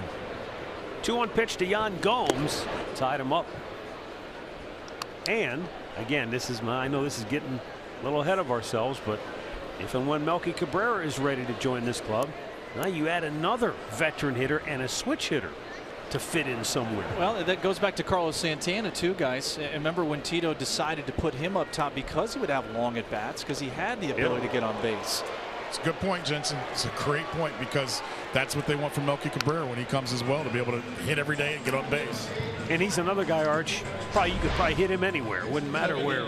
You put a guy like that in the lineup when you're a veteran and you've been around and you've got all the experience he has. Yeah, he knows the Central Division very well. He's played in it for a long time. So yes, you can hit him anywhere. Which brings us to Tyler Naquin, who's done a nice job. I mean, a really nice job. When you consider the struggles overall for a lot of the hitters, you know, he comes into this at bat hitting almost 290 now. It's got to be the quietest 289 because he's getting overlooked. And he's had another base hit. Goes the other way, slaps it into left field. And Yan Gomes stops at second base. Well, you look at it. The first at bat, he took a fastball inside, really pulled the hands in and pulled the double down the line. This time he takes a fastball away. Hits it where they were playing him up the middle. So a really nice swing there. And it looks like the more playing time he's getting, the more comfortable he's feeling. And I'll say this: it may be quiet, but if we went through all his hits, I bet he's got some of the hardest hit balls on this team throughout the year. He's hit the ball. There's been no cheap hits for Tyler Naquin so far this year. If you're Erasmo Ramirez right now, and we talk about bottom and top of the lineup, you got to find a way to be able to get lucky right there. But and now when you watch where Ramirez is missing over the plate arch in that first inning, especially as a pitcher, there's a lot of shock value in that. And it was up in the zone. You got to find a way to get down, especially at the bottom of the lineup, because you do not want the top coming back for a third time here in the fourth inning to face you. Yeah, he won't be around long if he continues that. He's fallen behind a lot of times 1-0, and that's when they've done a lot of damage after he falls behind that first pitch. Zimmer tied up. Actually was a little breaking ball away. Swung over the top. Nothing into the count. And as we talked before, batting at the bottom of the lineup, he knows hitters are going to attack him with Lindor sitting there behind him. Oh man, he came back with the exact same pitch and nailed the outside corner at the knees. 2 down. Third strikeout for Erasmo Ramirez. Well, you see, he comes in. That's your pitch. He had it down, man. That's a beautiful changeup right there. He just dotted it. The advantage he had there, you know, guys, is with the changeup going away. Even if he pulls that right there, you still have a chance for the double play with the infield shaded over a little bit. And out at any base, if he goes the other way, you've just got more options to play with instead of having to go back to the heater. Here's Lindor. Hit one out of here in the first and drove Gamble to the warning track in deep left field in the second inning. Yeah, Gamble made a very nice play, and he's still shallow again this time. He's playing in there. He's challenging him to hit it over his head again. Frankie may do it this time if they stay away.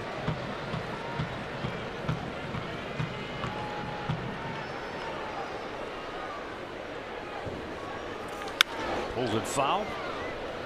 He wanted it. He's sitting all over that. One pitch, one spot for Lindor there. Love his aggressiveness, though. And I mean, you can see him starting to get more confident. And you can see that he's slowed things down too. Not to be jumpy in there or anything, but you know, maybe just a touch quick with some of these guys. Arch, he looks a lot more in sync with his mechanics. When he starts using the whole field, he'll be much better, because that's when everything slows down for him. 2 on, 2 out here in the home half of the fourth. Indians up 4-0. 2-strike pitch from like that and foul it off. He almost reached out and poked it down the line, and that would have been a backbreaker. I mean, you know, you're down in the count 0-2, so here you go.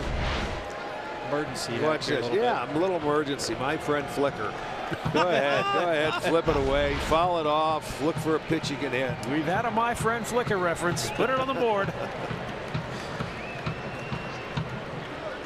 And the 0-2 again.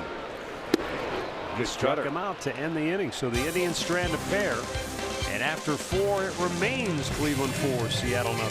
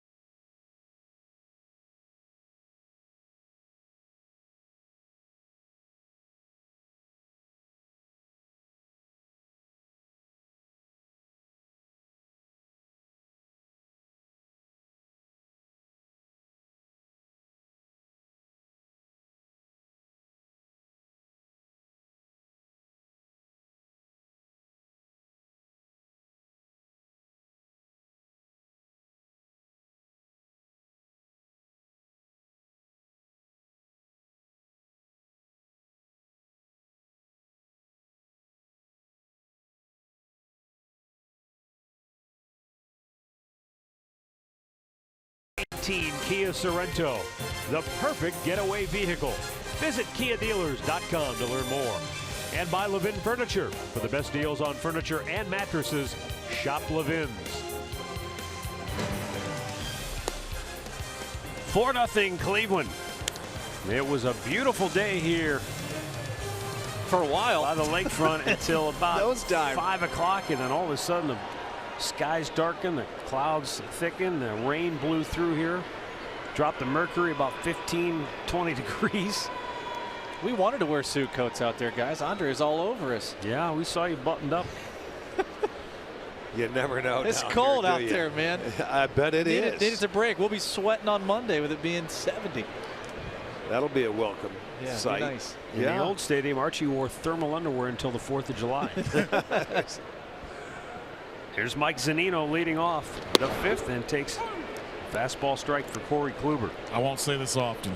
My bad, Justin. You're all right. They got cold, man. Hey, you'll come out there and hang with us. I got some warm gear on now too. That's the first time he's apologized in 3 years. Ever. Chalk it up. Save that. Will you guys save that audio, please? Snacky. Thank you. 1 ball, 1 Save strike. that. Zunino bounced into an inning-ending fielder's choice back in the 2nd inning.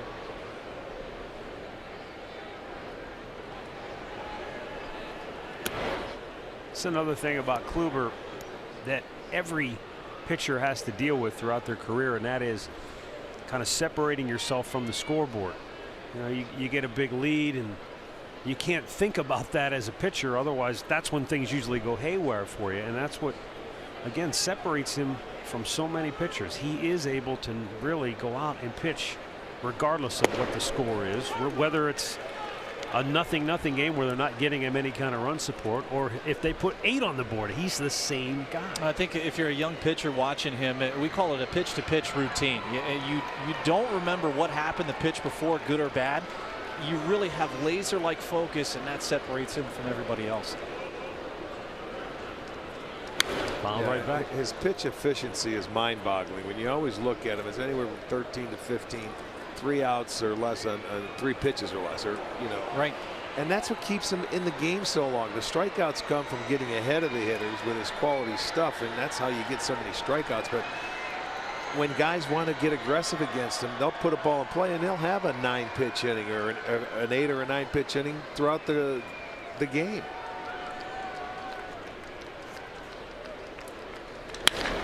Deep left, hooking, foul into the corner. Arch, to kind of follow up with you on that, and don't want to forget these guys because they're as instrumental in any pitcher's success with what Yan Gomes and what Roberto Perez do from a preparation standpoint. Go through a game, if you're watching at home, go through a game and count how many times Kluber or Carrasco, or you take anybody in the rotation, count how many times they shake off. Right. It's not usually going to be high, but in some instances, especially late in games, you could see him shake to a fastball. There may be a fastball down already, but Gomer wants you to shake so you put some doubt in the hitter's mind. That might be the only couple of times that you see them do that. 2-2, hit the other way, foul. Yeah, well, we had mentioned Gomes #1 in framing in all of baseball, and when he's behind the plate, he has the best ERA of any catcher in baseball. It was under 2. The only guy under 2, so he's done a great job this year, and he's been catching Kluber for the last, 4 years or whatever it's been. It's such a unique dynamic, a lot of trust between those guys. Doesn't matter what situation. To right field, Naquin back. He's got room. Makes the catch. Let's go over to Al Pulaski with a game break. All right, Matt, heading into this season, Ronald Acuna Jr., one of the top prospects in all of baseball. Call him the top 5. He has an RBI double here tonight in the 1st inning in Philly. He's batting .455. Atlanta took a 3-0 lead. We're even at 3 now. They're in the 5th inning in Philadelphia, fellas. Well, Al, for Philadelphia, you got to get burned to learn.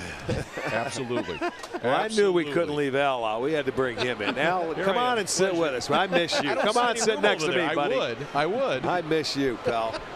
Miss you too. Ben Gamble steps in 0 for 1, struck out his only time up, swings at the first pitch. There you go. Lazy pop. Lindor says, I've got it. He does. 2 down.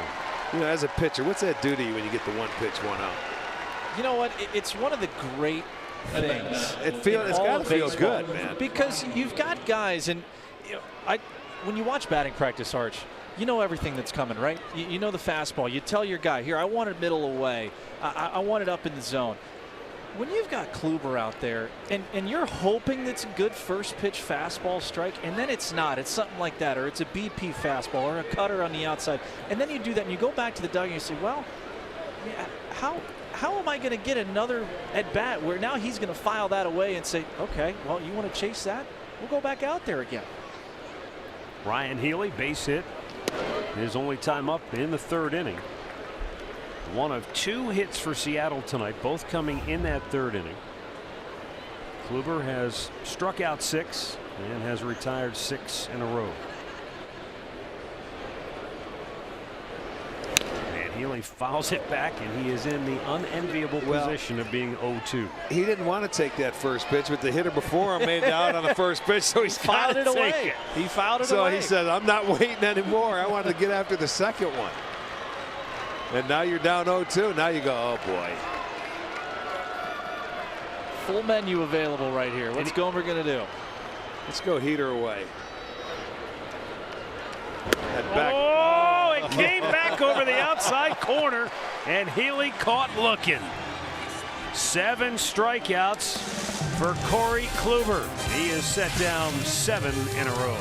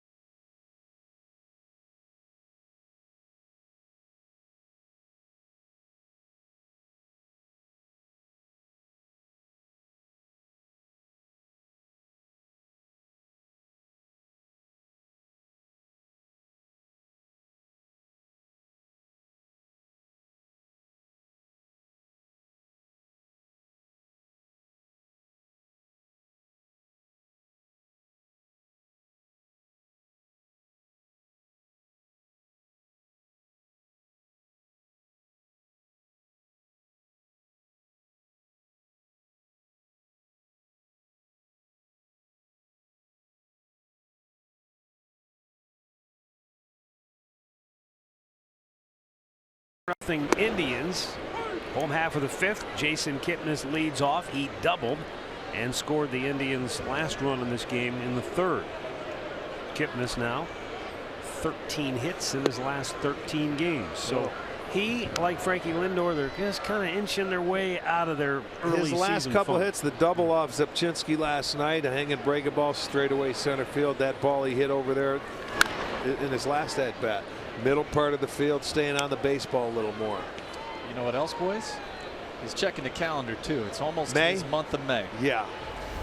Talked to him a couple of days ago, and he said, "Are we at May yet?" Yeah. I said, "We're almost there, big boy." Just pretend. You should have said yes. We're at May 5th. Cinco de Mayo for the next 2 weeks. Oh, hit him in the box, so that's going to be a foul ball, but broke his bat and hit him. That didn't feel too good right there. Now he knows it's April still. Yeah, right. Got that right. Can't April fool Fools. him there. April Fools. Ouch. That was almost like who was it? Anthony Rizzo that got jammed. But he got a hit out of it. You know, the one Yeah, thing he did. The one thing Tito said about Kipnis, and Jensen, I think you heard this, is that you just got to keep him in the lineup. You just want him healthy. As long as he's healthy, Tito feels like the numbers will come, and you just got to be patient with some of these guys, as we all know. This is a guy he likes to hit off too. He came in hitting over 400 in his career against him too. Swung out or missed. 5th strikeout for Ramirez, and believe it or not, as bad as he looked at the start of this game, he has struck out the last 3 hitters in a row. Yeah, he's under the hitting speed too a bunch, Arch. We're used to seeing 93, 95 from a lot of starters. He's anywhere in that 87, 89 mold, but it's been his changeup too. Yeah, that's really helped. And he's got to keep it down. If he pitches ahead, you keep it out of the middle of the plate. Bullet right to first, and Healy has it for out number 2. Mid-game recap brought to you by your Toyota dealers. It started with a bang. Frankie Lindor leads it off with a home run. 3 batters later, Brantley goes deep. And Edwin Encarnacion followed that with a solo smash, and it was 3-0 Cleveland, their biggest inning since August of a year ago, when they also had 3 home runs in a game against Kansas City. Tacked on a run in the 3rd, and Corey Kluber has pitched 2-hit shutout baseball through 5.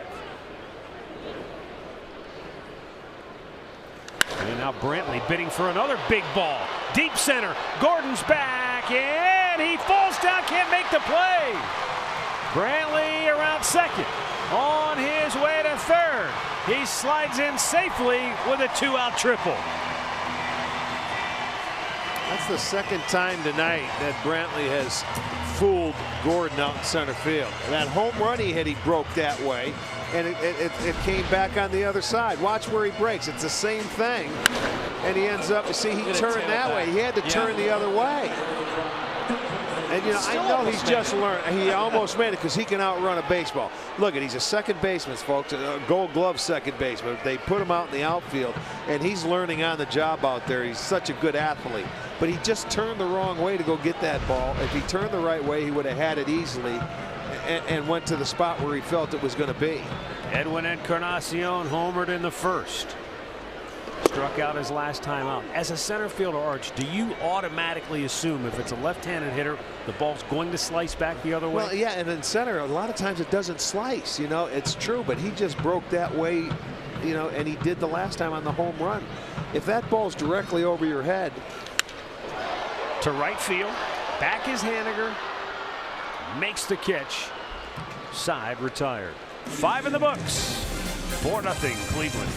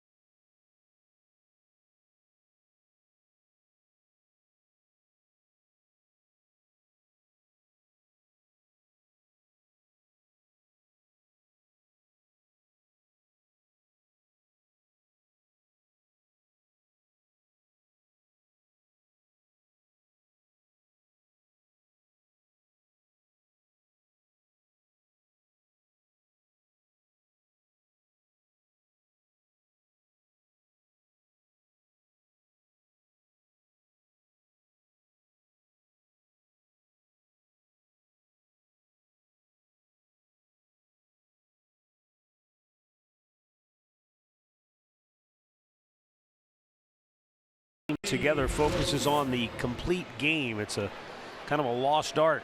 The Indians have rediscovered it. They have 3. The rest of the league has 3, and there's only 3 in the whole National League. Man, Arch, you hit on it. Pitch efficiency with Kluber and now Carrasco, but with Clevenger and Bauer, those guys now not wasting pitches with 2 strikes. Yeah, they're starting to get it. And along those same lines, pitch efficiency, Kluber, 7 strikeouts, 5 of them on 3 pitches. Wow, that's hard to do. Hard to do. It's a video game right there. That's about right. And one of the 3 pitches came with this guy Gordon leading off the game. When we were talking that they're an aggressive offense, they like to swing at the first pitch. Yep. Well, Kluber's showing you just make quality pitches, and if they want to swing at it, go ahead. If they don't, they'll take it. They're behind. It has to be a quality one. 0-1 pitch. Fouled right back. Another 0-2 count. Matty, we were talking about this during the break. How Kluber gets better. You know, he's at such an echelon now that's so elite. He's adding and subtracting to off-speed pitches, and you see it in different parts of the order. Now, 3rd time around the order, he's tightening the breaking ball a little bit to the middle of the order bats. He's breaking it back off on maybe some cutters. Boy, that's really fun to watch. 0-2. Oh, he locked him up with that front door 2-seam fastball. That's 8 strikeouts for Kluber, 6 of them on 3 pitches. Yeah, this just isn't fair. Well, just you watch. I mean, here's his strikeouts tonight. I'm not going to say a word. Just watch. Oh boy, that's just not fair. When you can make major league hitters take a call third, yeah, I know they're all hitters. They all want to hit. They go up there to hit. You've got them confused, and you're hitting. You're doing your job. It's unbelievable. We watch this every 5 days. What a treat, guys! You watch that 2-seam backdoor. Yeah. To Nelly Cruz. Yes. It starts in the left-hander's batter's box. Ends up. Matty, what did you say? Gomer said, "Oh my gosh, it's going to be a strike." Yeah, he's setting up off the plate, just thinking, "We'll just tease him with it." No, oh no, that's going to be a strike. Popped him up. Throwing wiffle balls. 2 down. Just clear one thing up for the average person watching. When you're talking about adding and subtracting off the off-speed pitches, is that something? If Kluber's, let's say his curveball or his breaking ball is normally at, let's say, 88, and he wants to throw it, let's say, at 80, 82. Is that something he's got to talk to the catcher about, or he's just going to sit back and catch whatever he throws? Yeah, I think that becomes a situational thing that you've probably gone over in the pregame scouting report, or you've worked on it, and you say to Jan, hey, if we get into a situation where we feel he's on it, let's back it off a little bit, and you'll predicate that with each pitch too. So right there, and you see that there's 88. Okay, so now at this point, and you're seeing 2, 3, 4 here in the lineup. You've already shown Cano maybe your B+ breaking ball. He's taken that back to the dugout now and said, okay, I'm not going to get beat by that. Now you've shown him the same thing. He's got him set up to where he can back leg it if he wants to, taking a little bit off, or he can elevate it with the cutter, and now it's 89, 90, maybe a 91. There's 88. So now he's climbed the ladder. Yeah. Cutter. So you've shown him 2 breaking balls now, 2 variations. Okay, one had probably a little bit of a dime spin on it, and the other one looked like it was going sideways at you. You've got him completely set up from an eye level perspective, up and in. Now you've got 3 other quadrants to go to. He's got to cover that entire part. Now do you start the fastball in off the plate and bring it back after that cutter in? Yep. Oh, breaking ball, and he had him baffled. He's talking to himself. Another 3-pitch strikeout. 7 of 9 for Corey Kluber. Another incredible performance from the ace of the Indians.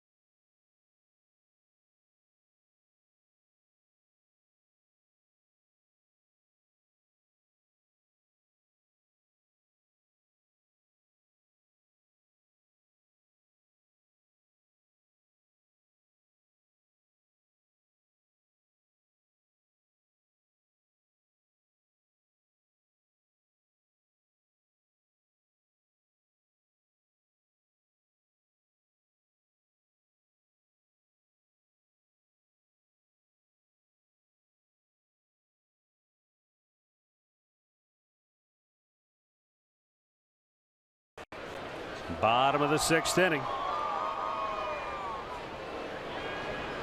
Yonder Alonso to lead off. He booms one to deep center field. Back is Gordon at the wall. It's gone. 4th home run of the night for the Indians. And the 7th for Alonso. And D. Gordon shaken up. He's got to quit running into the wall, man. He's not big enough. The wall will always win. And Alonso, another home run tonight, and it's straightaway central, and it had to carry to get out of here. Look at it. That time he turned the right way, and then he turns back again, and he's got to quit running into the wall. He's going to hurt himself. So the 4th home run of the night for the Indians. All solo shots and all good pokes. Oh, it looked like he caught his leg, and that's what happened when he fell into the wall arch. Is that what happened? It wasn't so much the wall contact. Something looked like it buckled, maybe. Oh, boy.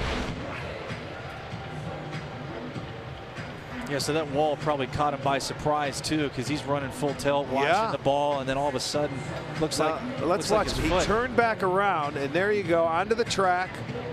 Maybe he was getting ready to jump. Right there, his left leg hyperextended as he went to jump. He was timing it for a jump, it looked like. Yeah, I don't know if it was the ankle or the knee.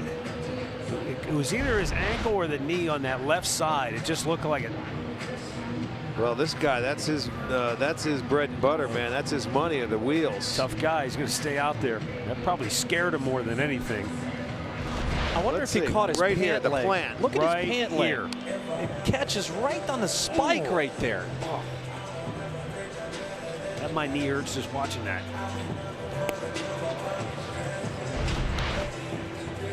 What a force he's been for them, though, Arch. Yeah, he's been lineup. a great addition for him. And I mean, when they traded for him, they told him they were going to put him in the center field. So this is a guy he's had to work hard, but he's been getting his work tonight here in this ball game. They've run him ragged. They've run him into the wall a number of times.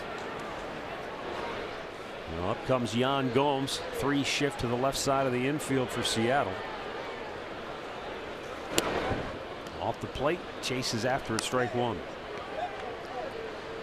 Mark Zipchinski getting loose in the Seattle bullpen. Ramirez, 60 out of 82 pitches have been strikes. Gomes sends one deep to left. That's headed for the home run porch. Goodbye. Oh, man. Back to back. For the 2nd time tonight. And the Indians' lead is now 6-0. Well, boys, you leave him up like he's been doing all night. And this Indians lineup, we're talking about you need a breakout game. I'll tell you what, they're having it. They are. Well, over 50% of the runs they have scored have come from the long ball, and this is an indication of it. 5 solo shots tonight. And that's going to do it for Cement Ramirez. mixer right yeah, here. that sure was. That stayed middle. You can see. I don't know if he's getting tired. It's only his 2nd start. Catcher Zanino's shaking his head. Looked like somebody just stole his lunch money. That's it for Ramirez. Mark Zipchinski's coming on. When we come back, the Cleveland Clinic call to the bullpen has been made. It's the Indians 6 and the Mariners nothing.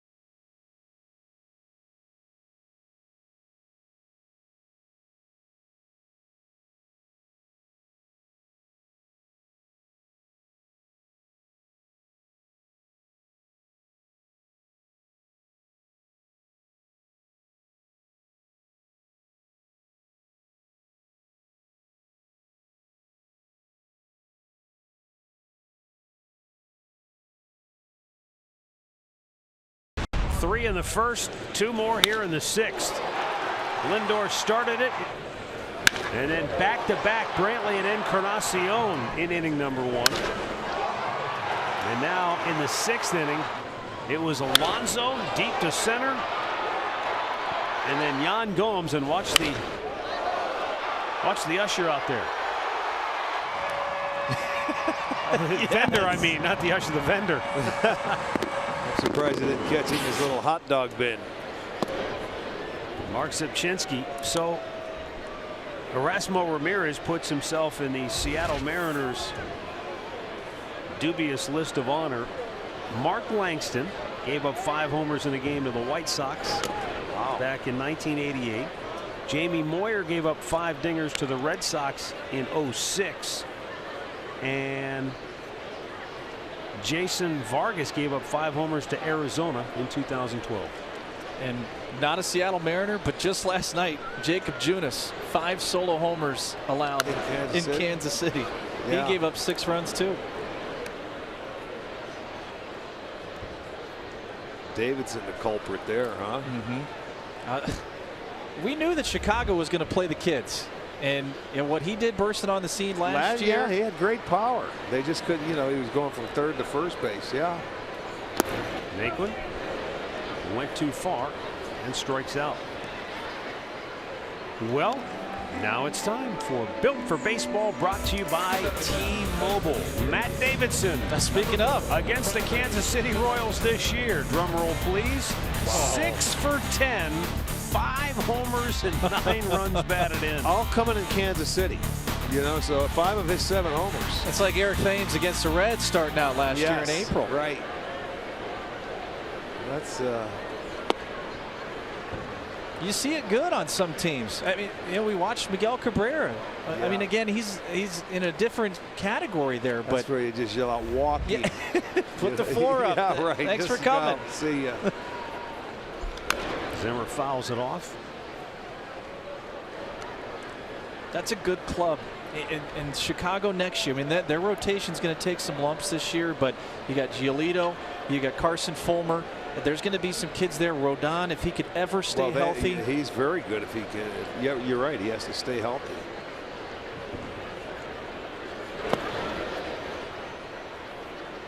That's going to be a tough club, fellas. I mean, I know that a lot of people saying, okay, well, Detroit, you know, they're playing okay right now. Kansas City, it's been tough, but the White Sox team, a lot of top prospects, and they got some more coming from AAA.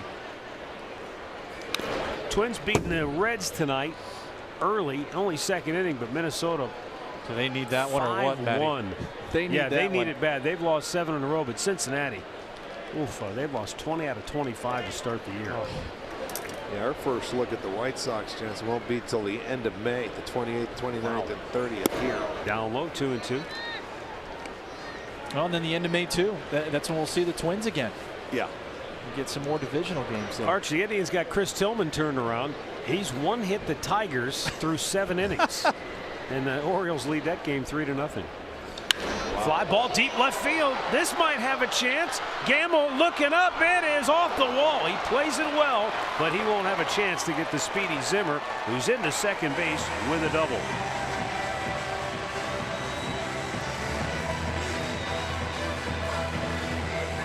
The Indians with 10 hits, 9 of them extra base hits. They have 1 single tonight. Beautiful.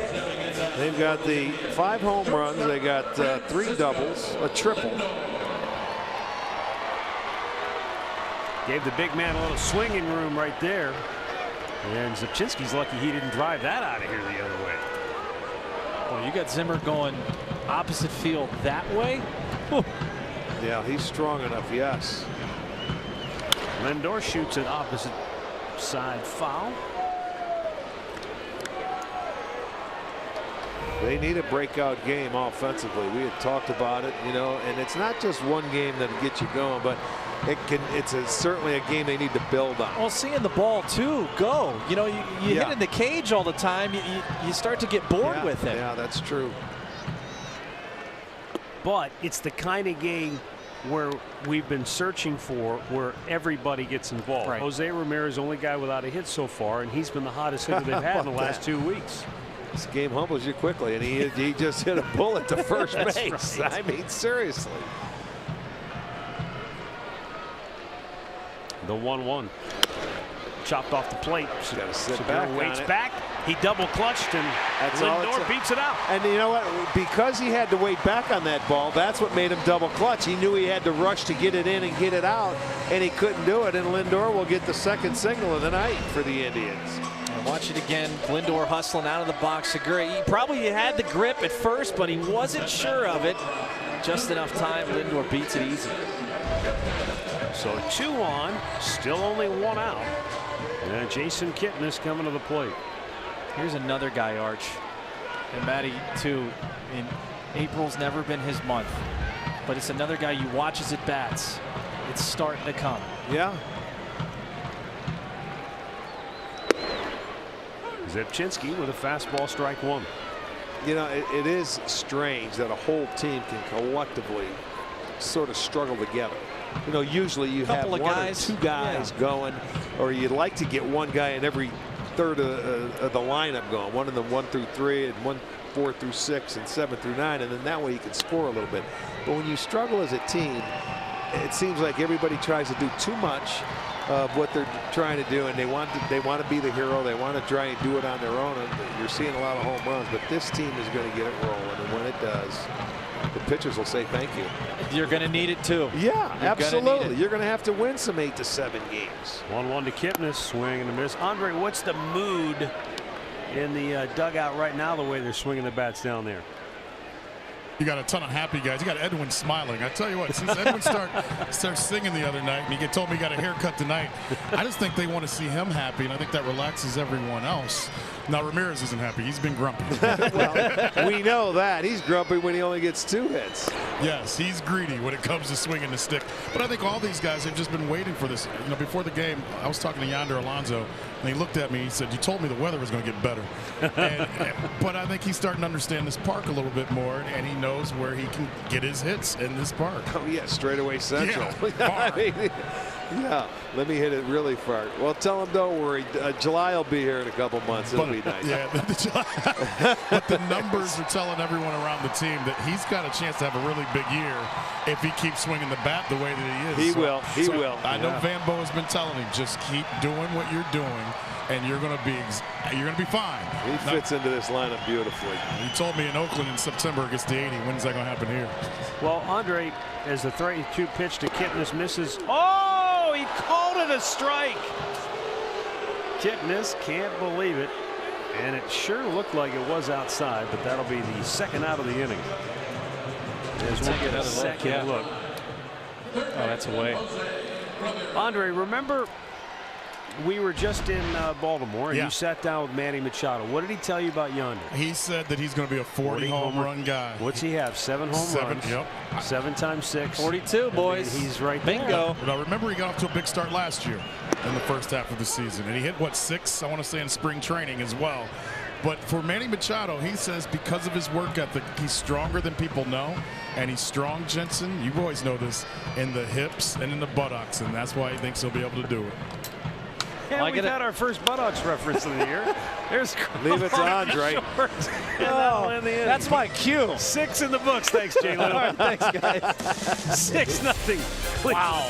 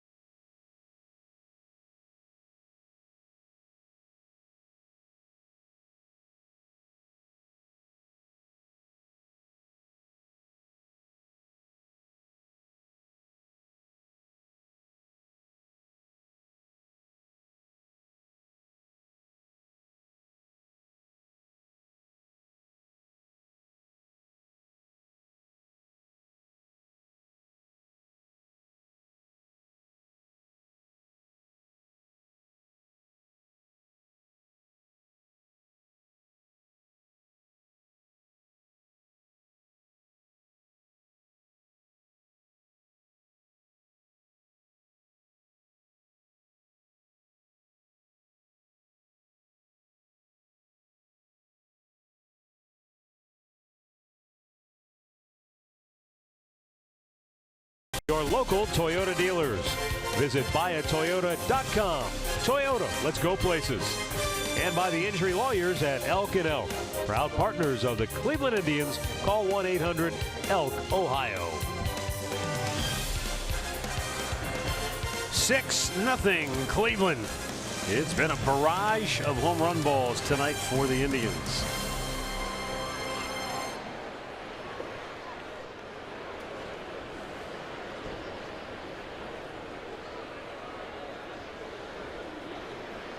Corey Kluber just going about his business.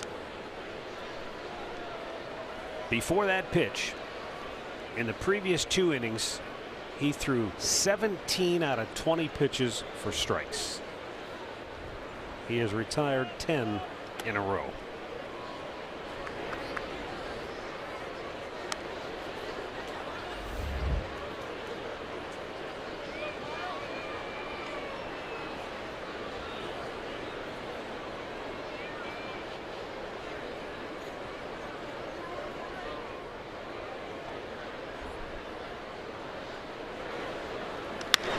Little jam shot towards second base. Jason Kipnis will take care of that.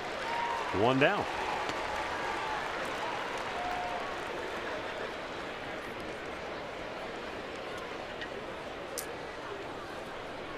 Our Levin Furniture player profile.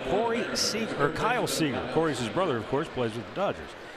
Kyle has hit 5 home runs against the Indians, all 5 of them here in Cleveland. Yeah, that's amazing, isn't it? He's always, I remember the first series he played here, he got off to a great start, and boy, he hasn't quit. He loves this ballpark. Loves to hit here.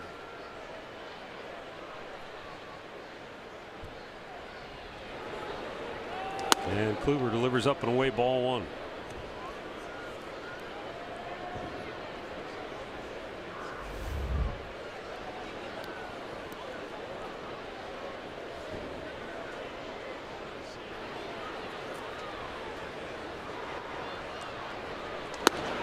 Up and away.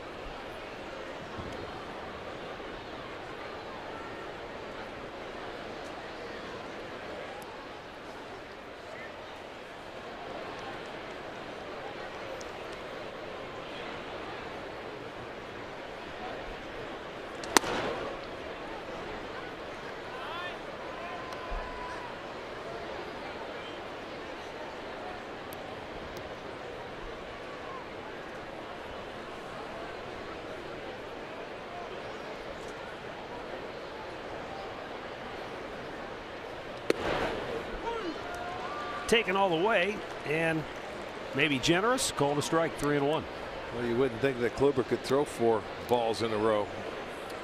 He did to Mitch Haniger back in the second inning. He did in the second inning. I think that was only the second time he's ever done that this year.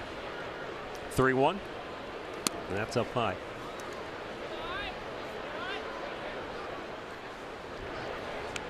That ends a streak of 11 in a row retired by Kluber. You can still get a prorated Tribe season ticket package for the best seats at the best prices. You'll save big over single game prices and get exclusive perks. Indians.com is the place to go for the details.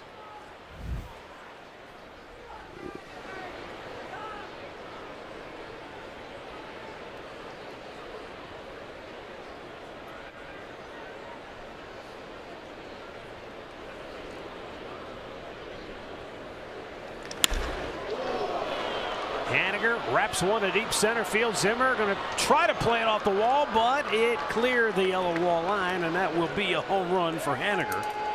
And the Mariners get on the board here in the 7th, break up the shutout as Haniger has his 9th home run of the season. And that's why the Indians have at times pitched very carefully to Haniger in the first couple of games in the series, because he has very good power. Well, he's a good hitter. I mean, you see that one leaks back into the middle of the plate, and Haniger didn't miss it. He gets his 9th home run of the year.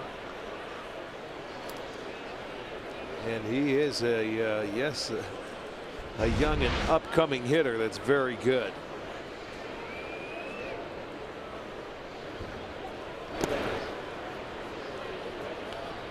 Give him 26 RBIs on the season. He has 9 games now where he has multiple RBIs. So you don't hear a lot about him because he plays in that lineup and he's tucked away with Cruz and Cano and Segura and Seager. But I'll tell you what, he's a heck of a hitter.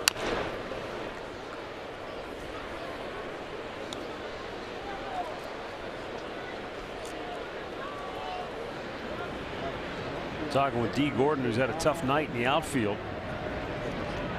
That also tells you something about him as a teammate right there. Yeah.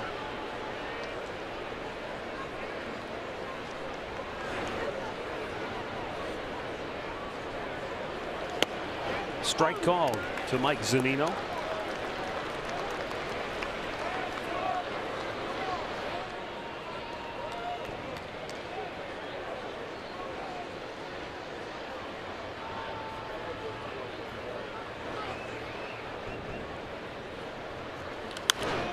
Out of play to the right.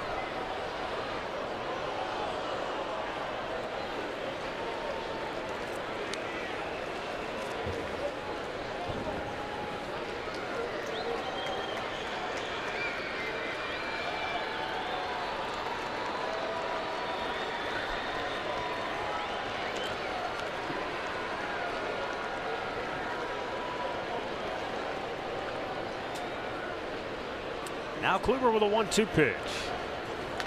Broke his bat. Lindor with the catcher running can set and throw. 2 down.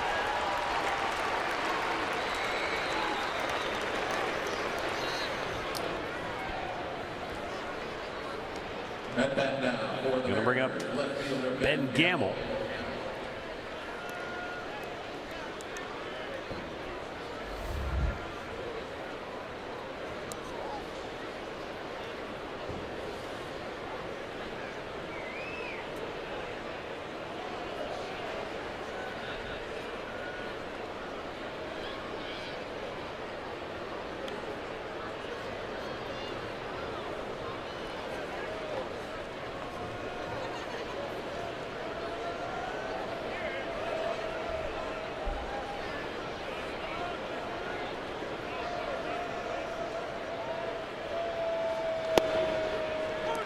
Kluber right at him with a strike. Well, the left-handed batters for Seattle tonight against Corey Kluber, 0 for 10 and 6 strikeouts. Something that Tom Bushenik and I were talking about before the game, and I mentioned this the other night. We're hearing more and more. So one of those terms that you're hearing, the reverse splits. Right. Man, it's real. It's not something that people are just throwing out as a buzzword. You're seeing more and more of it. Pitchers have those pitches that can get the left-handers out. I mean, so like that one. Paints the inside corner with another brilliant fastball. 10 strikeouts for Kluber. Watch this thing move over the plate, inside corner, lock him up.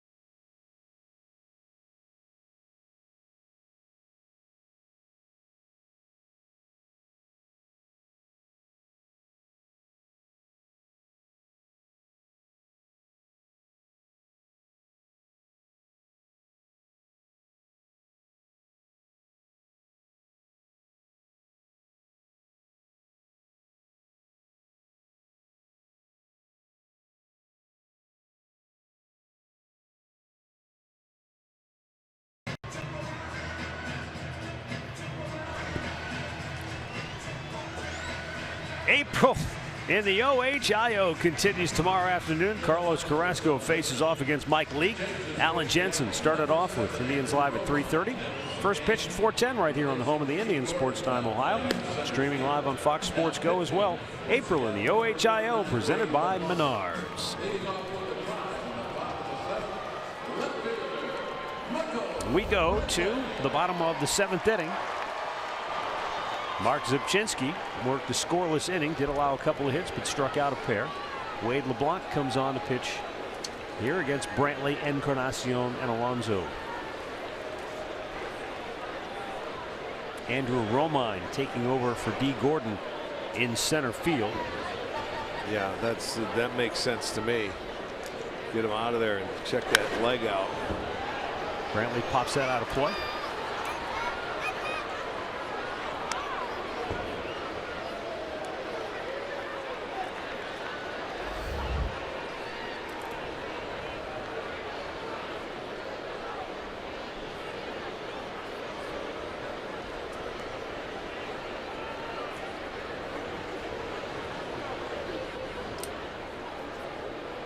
Blanca, guy that spent some time over 9 major league seasons with San Diego, Miami, Houston, Los Angeles.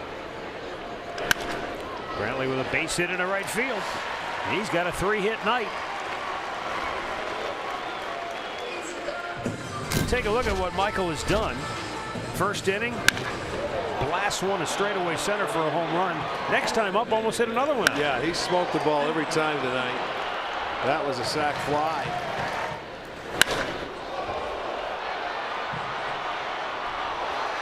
That goes for a triple. And now the base hit here in the 7th inning. So 3 for 3, a couple of ribbies for Michael.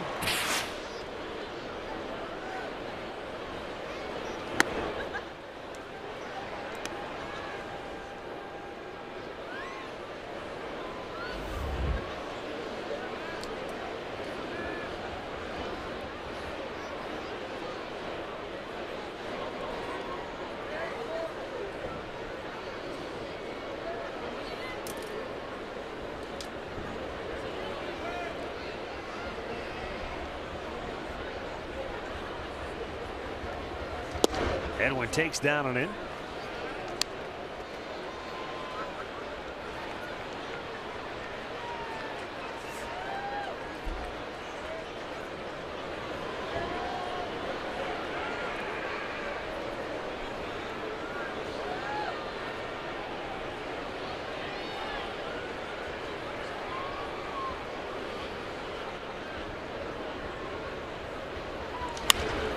Pops it up. The second baseman Cano. 1 down. Let's take a look at the Indians box score tonight. As I mentioned, everybody with the exception of Jose Ramirez is on the board with a hit and a lot of home runs tonight as well.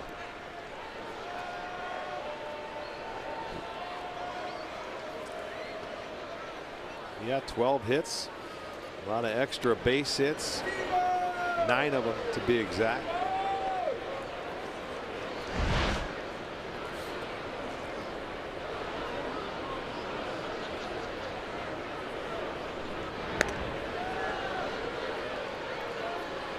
Yonder Alonso went deep in the 6th inning.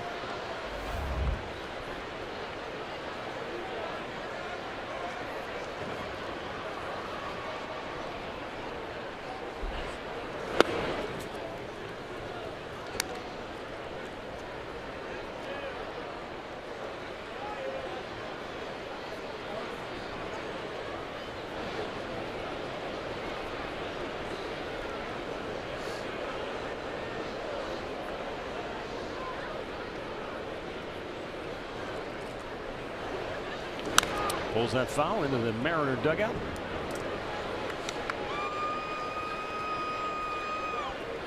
Hit one over there toward Edgar.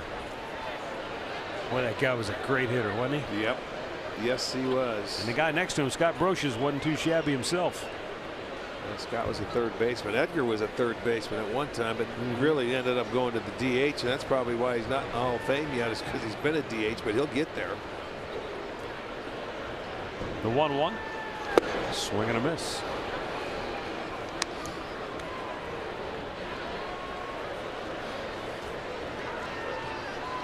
Yeah, Edgar Martinez is one of those revered figures in Seattle Mariners history.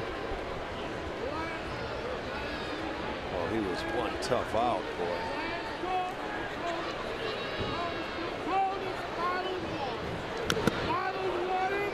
If you had a Mount Rushmore of Mariners players, you'd have Griffey, Edgar.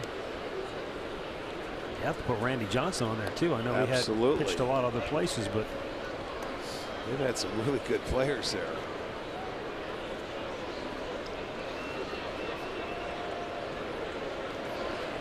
That guy was just so steady. Steady as she goes, year in, year out.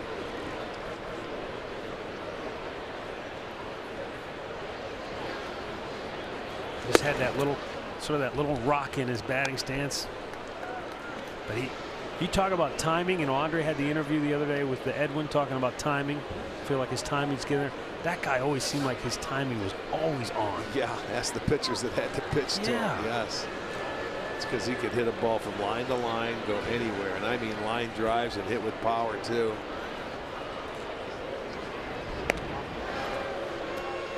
I don't think Brantley's going anywhere, but LeBlanc's thrown over there a couple of times. And they're terrible moves, so why even waste it if you're going to throw over? They're not a good move. But then again, that may be coming from the dugout, so.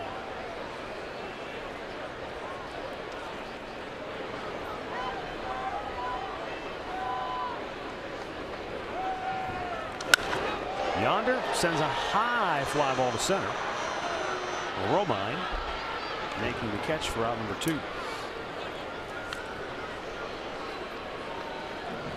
And that'll bring up Yan Gomes.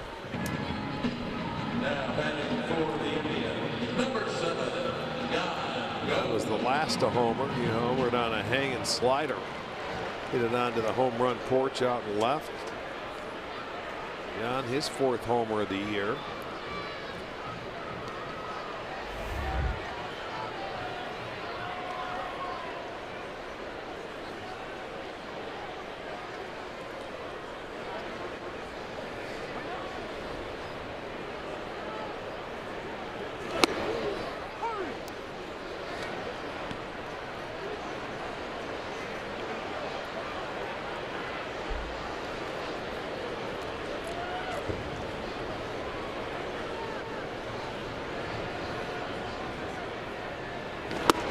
Up and in. And it's a ball and a strike. Baltimore adding some insurance. 6-0 over Detroit. Tigers still only have 1 hit in that game. Richard Blyer has come on in relief, but Chris Tillman with another gem. How did he turn it around so quickly? He was scuffling.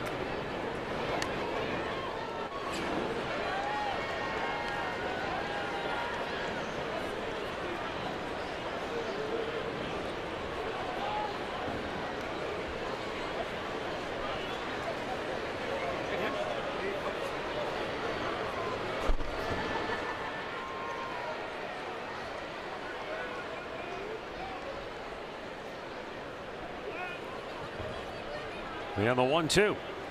There's a strike. Gomes out looking. And we'll go to the 8th. 6-2 Cleveland.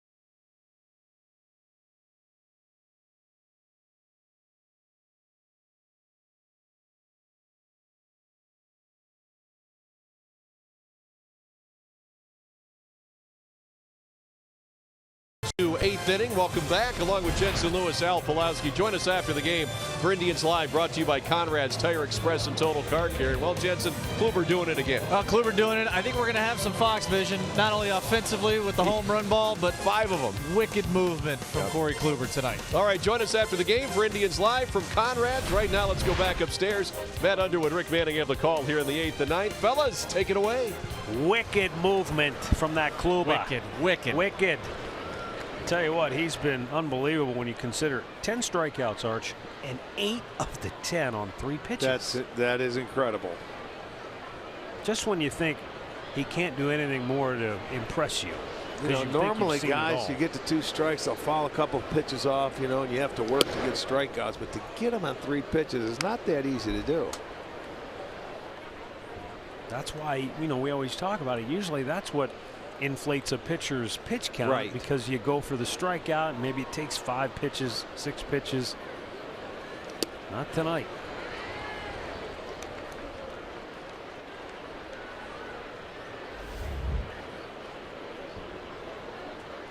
Ryan Healy was rung up to end the 5th inning on one of those 2-seam fastballs that just came right back over the outside corner. In fact, I think that's the one where Gomes was set up off the plate. Like, okay, this is going to be a ball, and then it comes back over the plate. Yeah, back to end the 5th inning, the last out of that inning.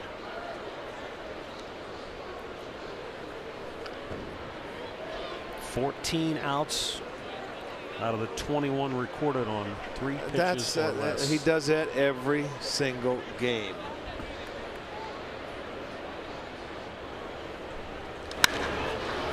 Right field. Naquin. 1 down. All right, let's watch this pitch, Arch. This has been an effective pitch, that comeback fastball. You see the wicked movement on it right there. It starts like at your hip as a left-hander, and then as a right-hander, you give up on it. Look at it. He's just got that feeling. It's almost like it's on a string. Tell you what, that slow-mo camera, that's a great. It you is. can see that how that 2-seam stays so true on the spin too. Yeah, it's just it's amazing how you can make it move that much in 55 feet.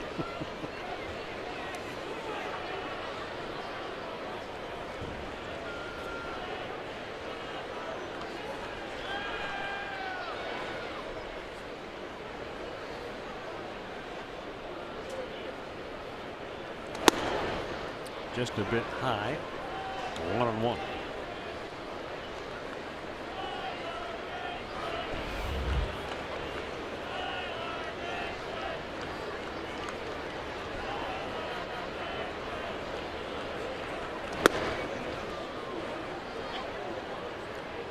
Two balls and a strike. First at bat of the night for Romine, who came on for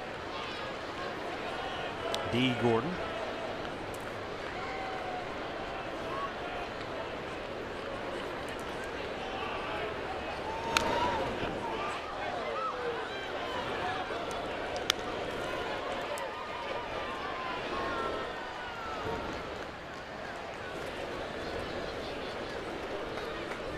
Well, you know, it's not like the defense has to, even though he has 10 strikeouts, it's not like they're standing around waiting because of the efficiency too. Haven't been many innings where they've been standing out there long. No, you're right, and that's what he does. That's why he's fun to play defense behind, because he throws strikes all the time. You know, he's at about a 70% clip, so at any given pitch, you know, you have to be ready in case they put it in play. A lot of times you see swings and misses. When you're an outfielder, sometimes it's just like sit back in your chair, pop a beer, and watch him work. 3 walks with 1 out here in the 8th inning. A base runner for Gene Segura. As you take a look at how it's gone by inning, and at 4th, 5th, and 6th innings, he retired the side in order. In fact, at one point, 11 in a row. And as always, a couple of 8-pitch innings mixed in.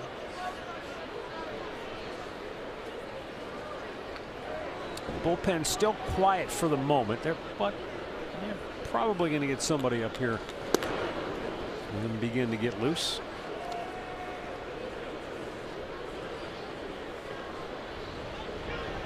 And that's the big dog, Cody Allen.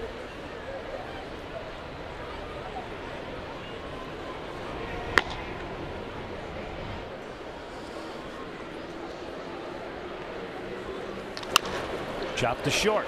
Lindor had to wait back on it. They get one. Kitten is trying to turn two, and they do. A slickly turned 6-4-3 double play to end the 8th, and the Indians lead it 6-2.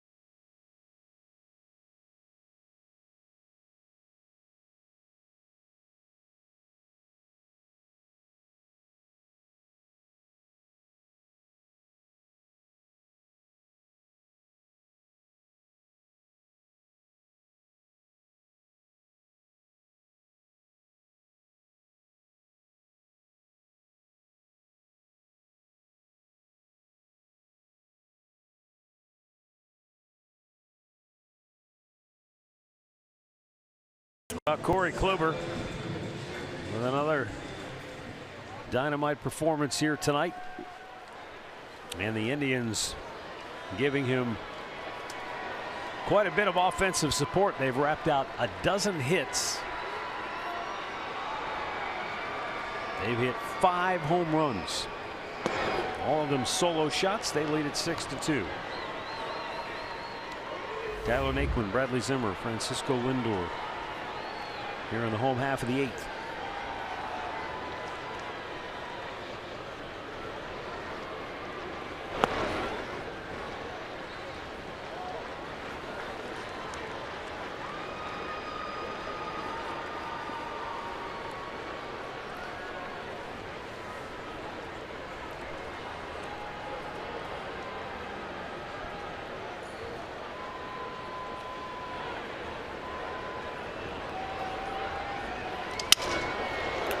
Cracked bat, center field, 1 down.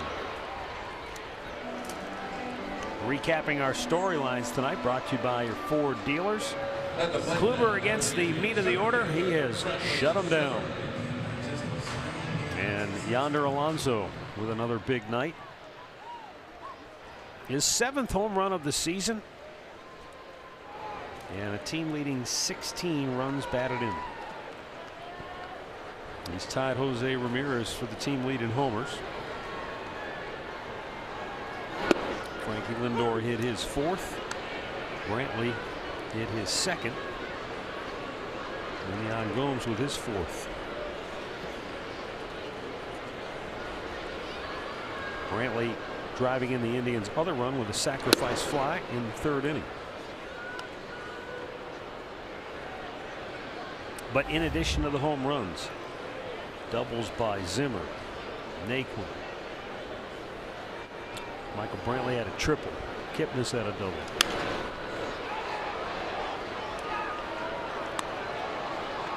And some loud outs too. Yes. So it was a good night The guys swinging the bats for Cleveland. Something that they have been waiting for.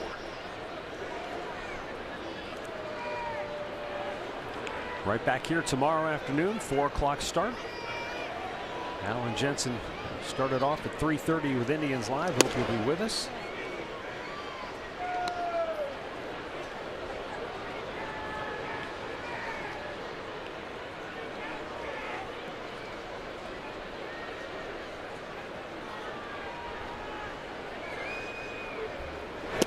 Zimmer down on strikes, 2 away. Play of the game brought to you by Pat O'Brien Chevrolet. No better way to start a game than this. Yeah, he worked. It was a very good at bat by Francisco. Fouled off a tough pitch, got one to his liking, and gave him a 1-0 lead on one swing of the bat. 5th time in his career, 2nd time this year. And the first time he did it, it got the Indians going. They won 9-3. Tonight, kind of a similar offensive outburst. They put 6 on the board, but the 12 hits. He socks this one at deep center. Back goes Román. He won't get it.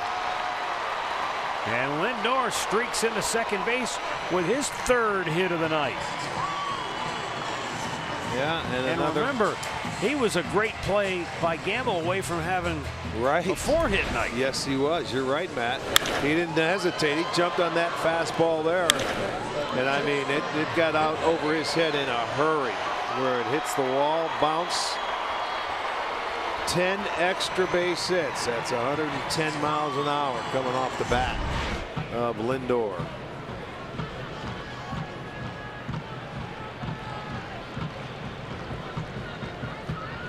And Jason Kipnis.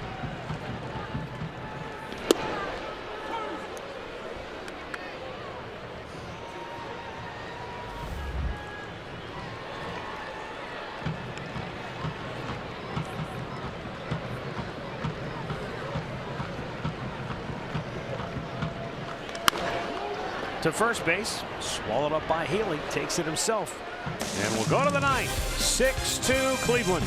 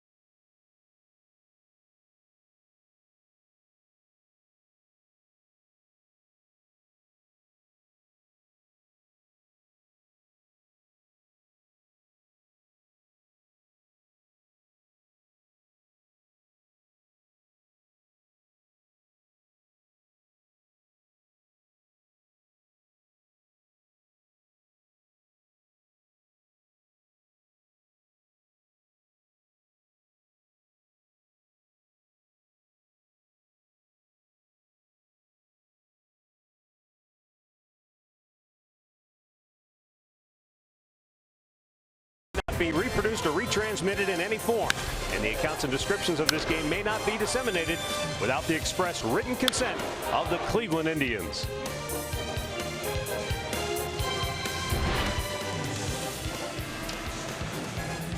Chilly night here at Progressive Field, but the Indians have warmed it up with the bats. 6-2, they lead it going to the 9th inning, and Corey Kluber is out here potentially to try and finish it. Going for a 2nd complete game effort of the year. Cody Allen is up in the bullpen. Kluber's at 104 pitches, and Eric Gonzalez has come on defensively at second base.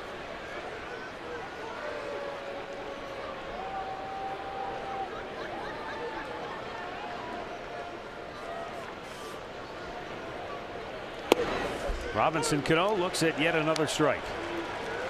Yeah, he's seen a lot of them tonight, hasn't he? He has struck out twice, 0 for 3 in the game.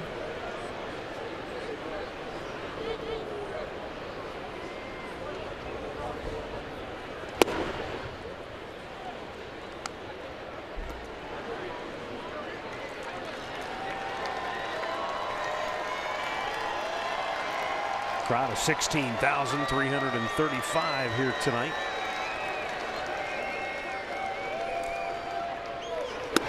Missed inside.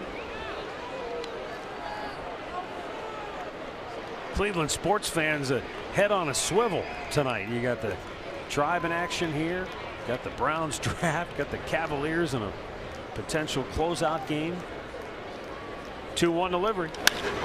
Rifled to deep left field and slicing foul into the corner.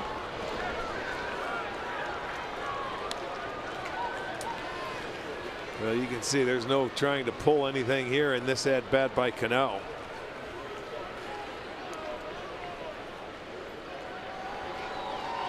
Looked like he was looking for something away and just tried to shoot it that way.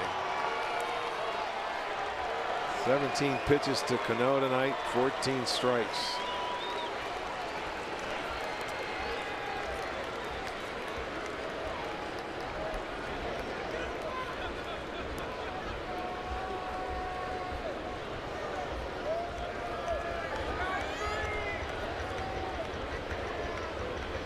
And the 2-2 to right. Naquin. 1 down.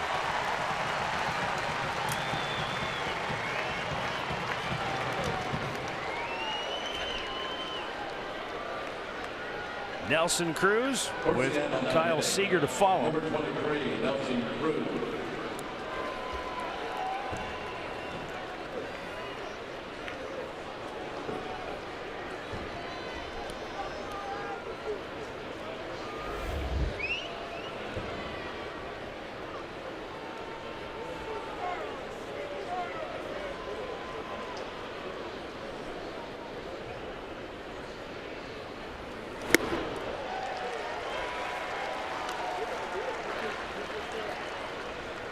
.75 out of 110 pitches have been strikes tonight from Corey Kluber.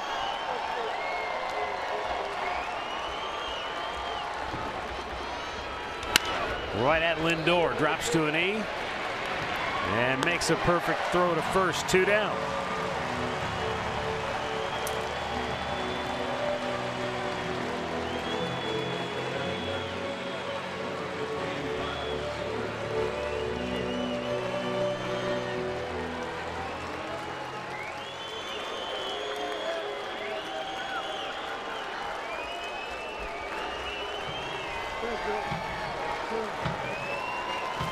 Corey Kluber 1 out away from going the distance.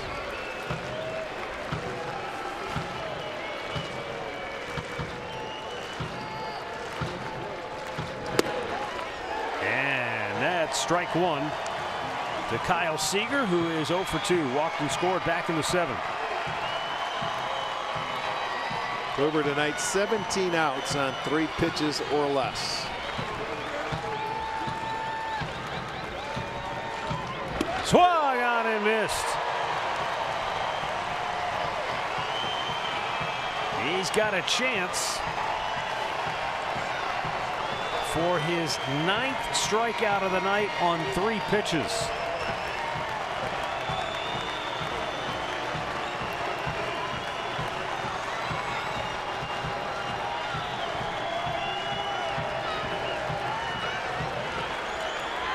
Down and in. Yeah, he wanted him to try and swing over the top of that one.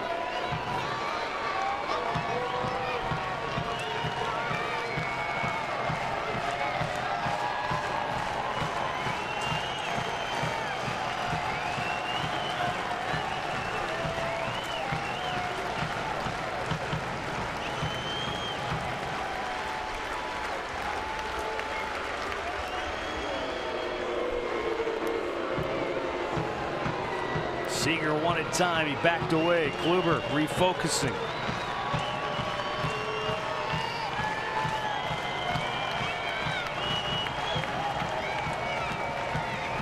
And the 1-2. Wow. How do you not get that pitch? Well, I'll tell you, after just see this Kluber. performance? Kluber never shows emotion. Watch his reaction after he throws this pitch. I mean, it's been there all night long, and he never does that. Never does he do that. That's rare with an umpire calling it, seeing him 100. Base hit right field. That's what happens when you get 4 strikes. And Tito, as much as he doesn't want to do it, is going to have to go get him. So Corey Kluber, thanks to a missed call, will fall shy of the 17th complete game of his career, and he's not going to be happy about it. No, he shouldn't be. He worked and worked so hard all night long for one call. It was right there. He'll walk off, but what a great performance. Another one by Corey Kluber.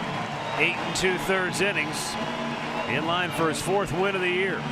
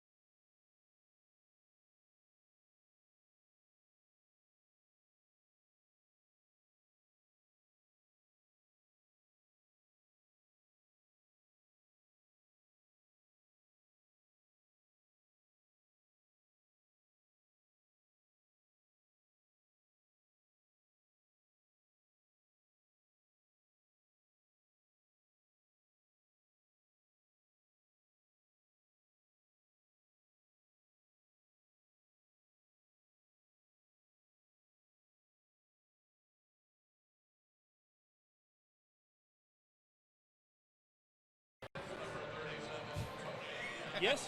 Leave Hosey alone. Yes. We are back tomorrow, 4:10, first pitch.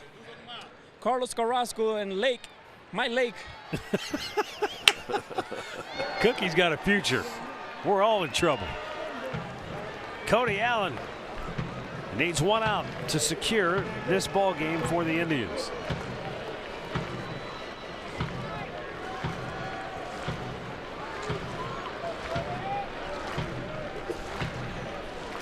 Pitch outside. Cody Allen in 10 appearances, has pitched 11 innings. He's walked 2, struck out 13.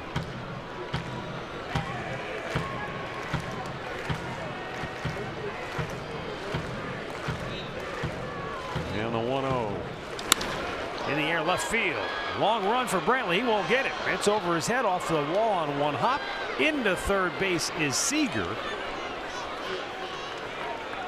The guy, he finds a way. Doesn't need to get the barrel of the bat to the baseball. Haniger's starting to get hot. Well, he's been on 3 times tonight. He gets his 6th double. And he just laces that pitch, and I mean over the head of Brantley. Short hops the wall. They get it in. It's 2nd and 3rd now. And with 2 down, Mike Zunino, the batter.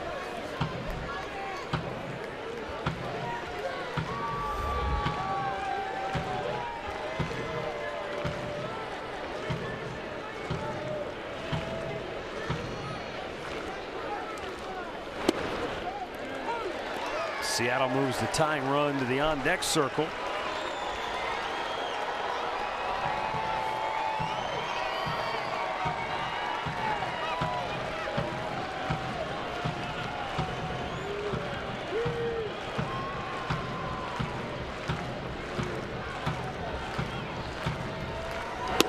Low, 1-1.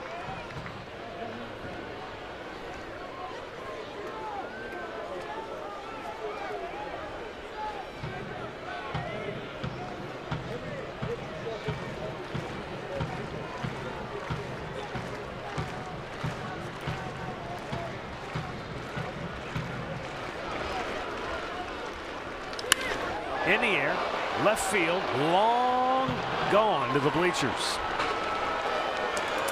Mike Zunino with a 3-run homer has made it a 1-run game. Yeah.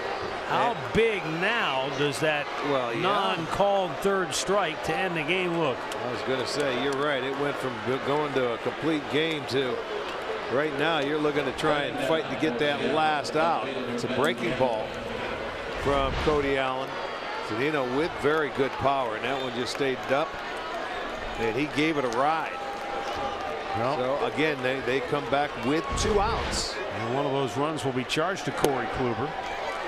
So his final line, 3 runs in 8 2/3 innings. And now Ben Gamble 0 for 3 on the night.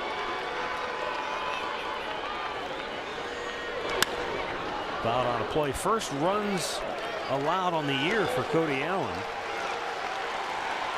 Yes, yeah, they are. He and Miller were the 2 of the only guys, but here we go with Seattle. It's another 1-run game.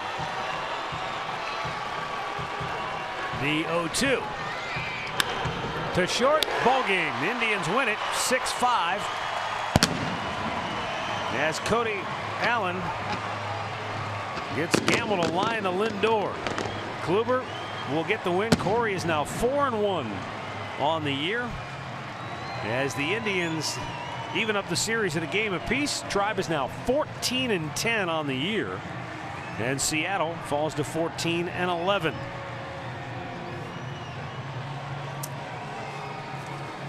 A lot closer at the end than I think anybody would have anticipated, the way Corey Kluber was mowing them down.